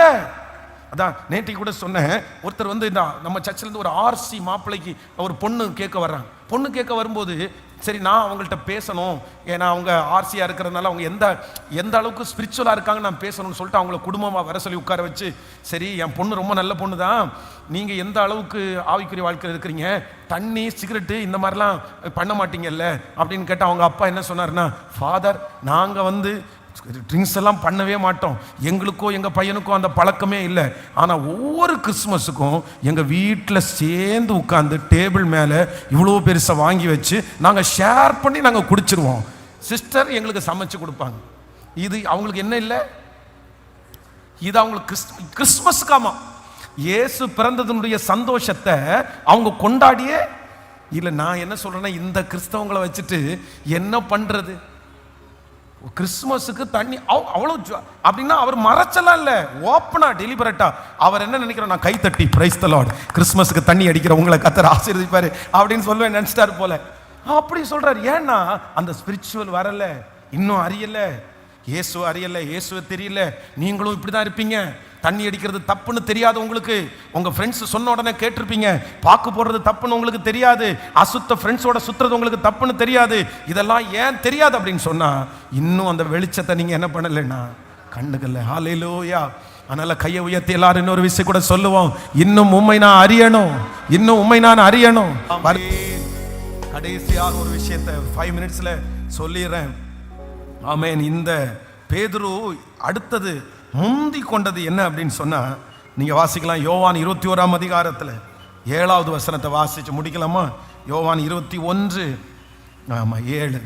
ஆதலால் இயேசுவுக்கு அன்பாய் இருந்த சீசன் பேதுருவை பார்த்து அவர் கர்த்தர் என்றார். அவர் கர்த்தர் என்று சீமோன் பேதுரு கேட்ட உடனே தான் வஸ்திரம் இல்லாதவனாய் இருந்தபடியினால் தன் மேற்சட்டையை கழட்டி கொண்டு கடலிலே குதித்தான். மற்ற சீசர்கள் கரைக்கு ஏறக்குறைய 200 முழ தூரத்தில் இருந்தபடினால் படவில் இருந்து கொண்டே மீன்கள் உள்ள வலைகளை இழுத்து வந்தார்கள். ஹல்லேலூயா. கைகளை அசைத்தொரு ஹல்லேலூயா சொல்லலாம். நீங்க இன்னொரு வசனத்தை கூட வாசிக்கலாம். அப்போஸ்தலர் 2ஆம் அதிகாரத்தினுடைய 11வது வசனத்தை கூட வாசிக்கலாம். ஆமென். Thank you Jesus. 2ஆம் அதிகாரம் 11வது வசனத்தை வாசிப்போம். கிரேத்தரும் அரேபியருமாகிய நாம் நம்முடைய பாஷையிலே இவர்களை தேவனுடைய மகத்துவங்களை பேச கேட்கிறோமே என்றார். 14வது வசனத்தை வாசிக்கலாம், 14 கூட வாசிக்கலாம். அப்பொழுது பேதுரு 11 கூட நின்று அவர்களை நோக்கி உரத்த சத்தமாய், யூதர்களே, எருசலேமில் வாசம் பண்ணுகிற ஜனங்களே, நீங்கள் எல்லாரும் அறிந்து கொள்ளுவீராக, எங்கள் வார்த்தைகளுக்கு செவி கொடுங்கள். நம்பர் 4, 4வதாக இந்த பேதுரு எதுல முந்தி கொண்டான் என்றால், யோவான் தான் ரொம்ப நேசிக்கிறவன், ஆனா அன்புல இவன் என்ன பண்ணிட்டான்னா ரொம்ப முந்திக்கிட்டான். ஆமென். தான் தவறு செய்தேன்னு தெரிஞ்சதுக்கு அப்புறம் கூட தேவாலயத்தில் வந்து மனங்கசந்த அழுது ஆண்டவரே ஆண்டவரே ஆண்டவரே. இந்த பேதுரு தான் ஃபர்ஸ்ட் பிரசங்கம் யார் தான் பண்ணது? 12 பேர்ல ஃபர்ஸ்ட் பிரசங்கம் யார் பண்ணது? ஃபர்ஸ்ட் எல்லாரும் அப்படி நின்றுருக்காங்க. 10 பேர் அப்படி நின்றுருக்காங்க. இவன் 11வது ஆள், ஒரு ஆள் இறந்து போயிட்டாங்கல்ல. இப்போ இவன் எழும்பி நின்று என்ன பண்றான்னா பிரசங்கத்தை ஆரம்பிக்கிறான். ஒரு பிரசங்கத்தில் 3000 பேர் ரட்சிக்கப்படுறாங்க. அப்பதான் ஏசப்பா பேதுருவை பார்த்து ஒரு வார்த்தை கேட்கிறாரு, நீ என்னை நேசிக்கிறாயா? ஆண்டவரே, நான் உம்மை நேசிக்கிறேன். அடுத்த வார்த்தை அவனை பார்த்து கேட்கிறாரு, இல்ல எனக்கு இந்த லவ் பத்தாது, நீ இவ்வளவு என்கிட்ட நேசிக்கிறது பத்தாது, நீ யார் அப்படின்னா நீ முந்தினவன், நீ ஸ்பெஷல், நீ எனக்கு ரொம்ப தேவை. இப்ப இன்னொரு வார்த்தையை கேட்கிறாரு, எல்லாத்தையும் காமிச்சு, இவைகள் எல்லாவற்றை பார்க்கலும் நீ என்னை நீ என்னை நேசிக்கிறாயா? நேசிக்கிறாயா? இப்போ உங்களை பார்த்து ஆண்டவர் அதான் கேட்குறாரு. நீ என்னை நேசிக்கிறேன்னு எனக்கு தெரியும் மகளே, நீ என்னை நேசிக்கிறேன்னு எனக்கு தெரியும் மகனே. ஆனால் உன் பிள்ளையை விட என்னை நேசிக்கிறியா? உன் வேலையை விட நீ என்னை நேசிக்கிறாயா? உன் சரீரத்தை விட நீ என்ன நேசிக்கிறாயா? உன்னுடைய பதவியை விட நீ என்ன நேசிக்கிறாயா? உன்னுடைய பணத்தை விட நீ என்ன நேசிக்கிறாயா? அதுவா இதுவா எதுன்னு கேட்டால் நீங்கள் என்ன சொல்லுவீங்க? என்ன சொல்லுவீங்க? எதை சொல்லுவீங்க? அப்பதான் உண்மையா பேதுரு சொல்றான், ஆண்டவரே எனக்கு சொல்ல தெரியல, நான் உங்களை நேசிக்கிறேன்னு மட்டும்தான் எனக்கு சொல்ல தெரியுது, ஆனா நான் உம்மை நேசிக்கிறேன் என்பதை நீர் உங்களுக்கு தெரியும் ஆண்டவரே, உங்களுக்கு தெரியும் ஆண்டவரே. நான் தப்பு பண்றதுனால நான் அந்த தப்பை விரும்பி செய்யறேன்னு நான் சொல்லலை, நான் கீழ்ப்படியாதனால நான் கீழ்ப்படியாத விரும்பி செய்யலை, எனக்குள்ள பலவீனம் தான் அப்படி செஞ்சிருச்சு. ஆனா நான் உங்களை என்ன பண்றேன்னா, I love you Jesus, I love you. கடைசியில் அந்த கடைசி ரத்த சாட்சியாக மறிக்கும் போது பேதுருவை கொண்டு போய் நிறுத்தி, இந்த மாதிரி நீ சுவிசேஷம் சொல்லி இருக்கிற, உன்னை கொல்ல போறோம், உனக்கு தண்டனை வைக்க போறோம். என்ன தண்டனை வைக்க போறோம்னா, இயேசு மாதிரியே உன்னை சிலுவையில் அறைய வைக்கிறோம்பா. ஏன்னா இவனுக்கு அவருடைய ரெசம்பிள் நிறைய இவனுக்குள்ள வந்துருச்சு. இவன் ரொம்ப அவரை அப்படியே ரொம்ப நேசிட்டான், ரொம்ப அட்மையர் பண்ணிட்டான், ரொம்ப கூடவே இருந்துட்டான். இவன் பார்த்தீங்கன்னா எல்லாத்துலேயும் அவன் தான் ஃபர்ஸ்ட், இவன் எல்லா இடத்துலையும் இவனை பார்க்கலாம் நம்ம. அந்த மாதிரி ஒரு பர்சனாக இருக்கிறனால ஏறக்குறைய கடைசியில் யார் மாதிரியே இவன் வந்துட்டான் அப்படின்னு சொன்னால், ஜீசஸ் கிரைஸ்ட் மாதிரியே கொஞ்சம் வந்துட்டேன், எல்லாம் வந்துட்டேன். வந்த உடனே ஒன்று அவரை மாதிரி தான் நாங்கள் சிலுவையில் அறைய போகிறோம் அப்படின்னு சொன்ன உடனே அதுலேயும் ஒரு லவ், ஒரு அன்பு பாருங்க. இல்லையா அவர்களுக்கெல்லாம் கொஞ்சம் கூட வரமாட்டேன். ஒன்று பண்ணுங்க, சிலுவையில் தான் அறையணும் அப்படின்னு நினச்சிங்கன்னா என்னை எப்படி அறைங்கன்னா, என்னை தலைகீழாக அரைஞ்சிருங்க, என்னை தலைகீழாக அரைஞ்சிங்க. ஏன்னா just I love you Jesus, நான் ரொம்ப நேசிக்கிறேன் இயேசுவை, அவரை ரொம்ப பெரியவராக வச்சு நான் நேசிக்கிறேன். என்னுடைய உள்ளத்தில் அவர் ரொம்ப கலந்துருக்கிறாரு, அவர் எனக்கு ரொம்ப பிடிக்கும். நான் ரொம்ப கவலைப்படுறதே தப்பு பண்ணும்போது தான் நான் ரொம்ப கவலைப்படுறேன். என்னை விட்டு எந்த பொருள் போனாலும் நான் கவலைப்படுறதில்லை, எந்த காரியம் என்னை விட்டு போனாலும் எனக்கு கவலை வரதில்லை. ஆனால் என் லைஃப்லேயே நான் ரொம்ப கவலைப்படுறது, நான் தப்பு பண்ணால் மட்டும்தான், ஏசப்பாவுக்கு விரோதமாக ஏதாவது செஞ்சுட்டேன்னு நினச்சாதான் நான் ரொம்ப கவலைப்படுறேன். அந்த ஒரு பாண்டேஜில் நீங்கள் இருக்கிறீங்கன்னா நீங்கள் இயேசுவை நீங்கள் ரொம்ப நேசிக்கிறீங்கன்னு அர்த்தம். நீங்கள் ஜெபம் பண்ணலை, இன்னைக்கு ஆண்டவருக்கு பிரியமா வாழலை, சாரிப்பா அப்படின்னு சொல்லும்போது அதுதான் பாசி எனக்கு ரொம்ப பெரிய கவலை. அதான் ரொம்ப கவலையா இருக்குது. வேற எதுக்குமே நான் ரொம்ப பெருசா யோசிக்க மாட்டேன். அதுதான் உண்மையான லவ். ஆமென். எத்தனை பேர் இருக்கிறீங்க? இந்த வருஷத்தினுடைய கடைசி வரைக்கும் ஆண்டவர் நம்மளை கொண்டு வந்துட்டாரு. நம்ம நிறைய பேர் ஃபேக்கான லவ்வா இருக்க வேண்டாம், பணத்துக்கான லவ்வா இருக்க வேண்டாம், அது வேண்டாம். அது நமக்கே பிடிக்காது இல்லை. உதவிக்காக லவ் அன்பு பாராட்டுறவங்களை நம்ம எதுக்கு பிடிக்கும்? நம்ம எப்படி அவங்கள நேசிப்போம்? நம்ம ரொம்ப இது பண்ணுவோம். நம்முடைய அன்பு எப்படி இருக்கணும்னா மாயமற்ற அன்பாய் உண்மையான அன்பா இருக்கணும். I love you Jesus, I love you. நான் எல்லாத்த காட்டிலும் உங்களை நேசிக்கிறேன் ஆண்டவர்.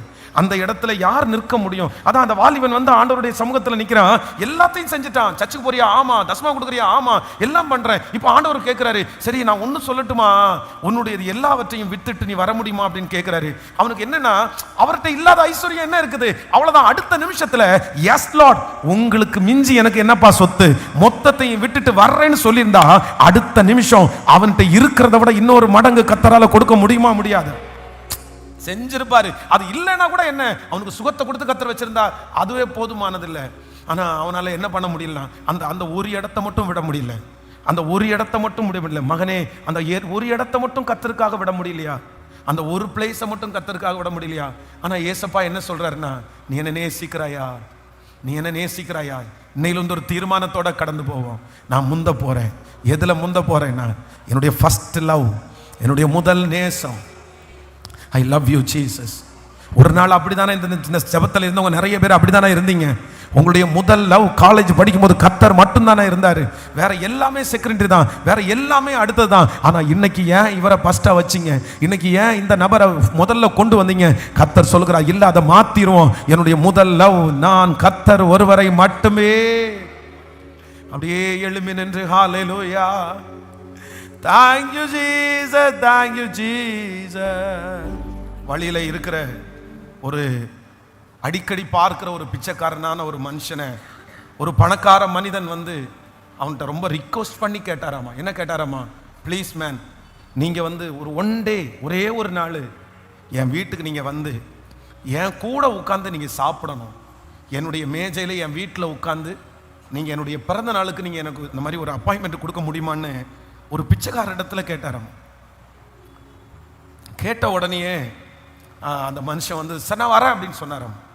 சரி அப்படின்னு சொல்லி வீட்டுக்கு வந்து டேபிள் மேலே நிறைய பதார்த்தங்களை வச்சு இந்த அந்த முடியாதவரை கூட்டிகிட்டு வந்து உட்கார வச்சு நீங்கள் சாப்பிடுங்க, ஆனால் சாப்பிட்றதுக்கு முன்னாடி ஒன்றே ஒன்று மட்டும், எப்போவுமே நான் சாப்பிட்றதுக்கு முன்னாடி தேங்க்யூ ஜீசஸ் அப்படின்னு சாப்பிட்றது எனக்கு வழக்கம். அதனால் ஒரு சின்ன ப்ரேயர் பண்ணிட்டு தான் நான் சாப்பிடுவேன். நான் சாப்பிட்றதுக்கு முன்னாடி நீங்கள் கூட பண்ண வேண்டாம், நான் பண்ணட்டுமா அப்படின்னு கேட்டாராம்மா. கேட்ட உடனே அந்த பிச்சைக்காரனுக்கு பயங்கரமாக கோவம் வந்துச்சாம்மா. கோவம் வந்து சார் சாப்பிட கூட்டிங்களா, நான் சாப்பிட வந்திருக்கிறேன், சாப்பிட்டு போங்கன்னு சொல்லுங்கள். இந்த இடத்துல வந்து கடவுள் கர்த்தர் இல்லை ஜெபம் பண்ணு இதெல்லாம் எனக்கு பிடிக்காது. நான் உங்கள்கிட்ட சாப்பாடு கேட்டேன்னா, நான் உங்கள்கிட்ட எதுவுமே கேட்கல, இல்லை நீங்கள் எதுக்கு இப்படி எல்லாம் பண்ணுறீங்க? உடனே இவர் ஒன்றுமே சொல்லாமல் சரிப்பா நீ சாப்பிடு, நீங்கள் சாப்பிடுங்க, ஒன்றும் இல்லை நீங்கள் சாப்பிடுங்க.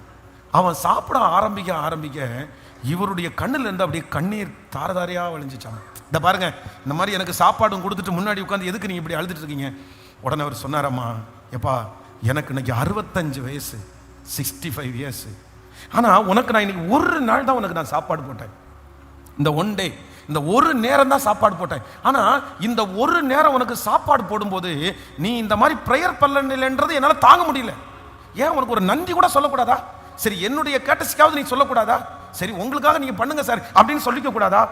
நீ இது செய்யலைன்னு சொன்ன உடனே எனக்கு உன் மேலே கோபம் வருது. எதுக்கு இவனுக்கு நம்ம சாப்பாடு கொடுத்தோம், எதுக்கு இவனை நம்ம கூப்பிட்டோம் அப்படின்னு உன்னை நினச்சி நான் ரொம்ப கோவப்பட்டேன். கோவப்படும் போது என் மனசுலையே தோணுது, நீ சாப்பாட்டுக்காக நீ ப்ரேயர் பண்ண, நன்றி சொன்ன, எல்லாமே உண்மைதான்ப்பா, எல்லாமே உண்மைதான். ஆனால் இந்த 65 வருஷமா எனக்கு ஆண்டவர் சாப்பாடு போடுறாரு. நான் ஒன்றும் இல்லாமல் இருக்கும்போது எனக்கு சாப்பாடு போடுறாரு. இது எல்லாமே ஆண்டவர் கொடுத்தது. ஆனால் ஒரு நாள் கூட நான் நன்றி சொல்லலைன்னு, நான் ஜெபிக்கலன்னு இந்த சோத்தை எனக்கு வேண்டான்னு விளக்குனதே இல்லை, எனக்கு தராமல் இருந்ததே இல்லை. எனக்கு கொடுத்த ஒரு பிளஸ்ஸிங்கும் கூட கண்டிஷனோட காரணத்தோட கொடுத்து இது இல்லைன்னா நான் எடுத்துருவேன்னு சொல்லவே இல்லை. இவ்வளவு தப்பு பண்ணியும் இவ்வளவு கஷ்டப்படுத்தியும் ஒரு நாள் கூட எனக்கு குறை வைக்காத அந்த ஆண்டவரை நான் பார்க்குறேன். உனக்கு ஒரு நேரத்தில் நீ எனக்கு கீழ்ப்படியலைன்னு உடனே இனி அடுத்த நேரம் இவனுக்கு சாப்பாடே கொடுக்கக்கூடாதுன்னு நான் முடிவுக்கு வந்தேன். ஆனால் நான் எத்தனையோ டைம் தப்பு பண்ணதுக்கு அப்புறம் கூட எனக்கு சாப்பாடு கொடுக்க வேண்டாம், என்னை நடத்த வேண்டான்னு அவர் நினைச்சதே இல்லையே, அவர் நினைச்சதே இல்லையே. அதனாலதான்ப்பா எனக்கு அழுக வருது, எனக்கு அவரை நினைச்சாலே அழுக வருதுப்பா. அவர் எவ்வளவு நல்லவர், அவர் எவ்வளவு நல்லவர். கைகளை உயர்த்தி still I love you Lord, நான் உங்களை நேசிக்கிறேன். மனசார சொல்லு மகளே, வாலிப தம்பி மனசார சொல்லு, வாலிப தங்கச்சி நீ மனசார சொல்லு. உன் கை ரெண்டையும் உயர்த்தி, கை வலிச்சா கூட பரவாயில்ல, ஏசப்பாட்ட சொல்லு. இத்தனை பெரிய மகத்துவம் உள்ளதை, இத்தனை பெரிய மகத்துவம் உள்ள இந்த பதவியை பெற்ற ஜனம் எது? இந்த பதவியை பெற்ற ஜனம் எது? ஒரு ஜனமும் இல்லை. யாருமே இந்த மாதிரி ஒரு மகத்துவத்தை பெற்றுக்கொள்ள முடியாது. வாலிப மகளே, அப்பாவை பார்த்து சொல்லு, I love you Jesus, I love you Jesus. நீங்க எதை விடணும்னு சொன்னாலும் நாம் விட முடியும், எது வேண்டான்னு சொன்னாலும் நாம் விடுறதற்கு எனக்கு பலன் தாருங்கப்பான்னு கேளுங்க. முழு பலத்தோட அப்பாட்ட கேளுங்க. ஐயா அப்பா நான் உங்களை ரொம்ப நேசிக்கிறேன்ப்பா, நான் உங்களை ரொம்ப நேசிக்கிறேன்ப்பா. உங்களை மறுதளிச்ச அன்னைக்கு தான் எனக்கு ரொம்ப சோகம், உங்களுக்கு கீழ்ப்படியாத அன்னைக்கு தான் எனக்கு ரொம்ப சோகம். இந்த உலகத்தில் இருக்கிற எதுவுமே எனக்கு பெருசா தெரியலப்பா, ஆனா உங்களை வருத்தப்படுத்துறேனேன்றது மட்டும்தான் எனக்கு ரொம்ப கவலையா இருக்குது, அது மட்டும்தான் எனக்கு கவலையா இருக்குது. இப்ப முழு பலத்தோடு இயேசுவே நான் உம்மை நேசிக்கிறேன். ஹalleluya, ஹalleluya. உங்க கிருபையினால மூடிக்கொள்ளும் இயேசுவின் மூலம் பிதாவே, ஆமென். ஒரு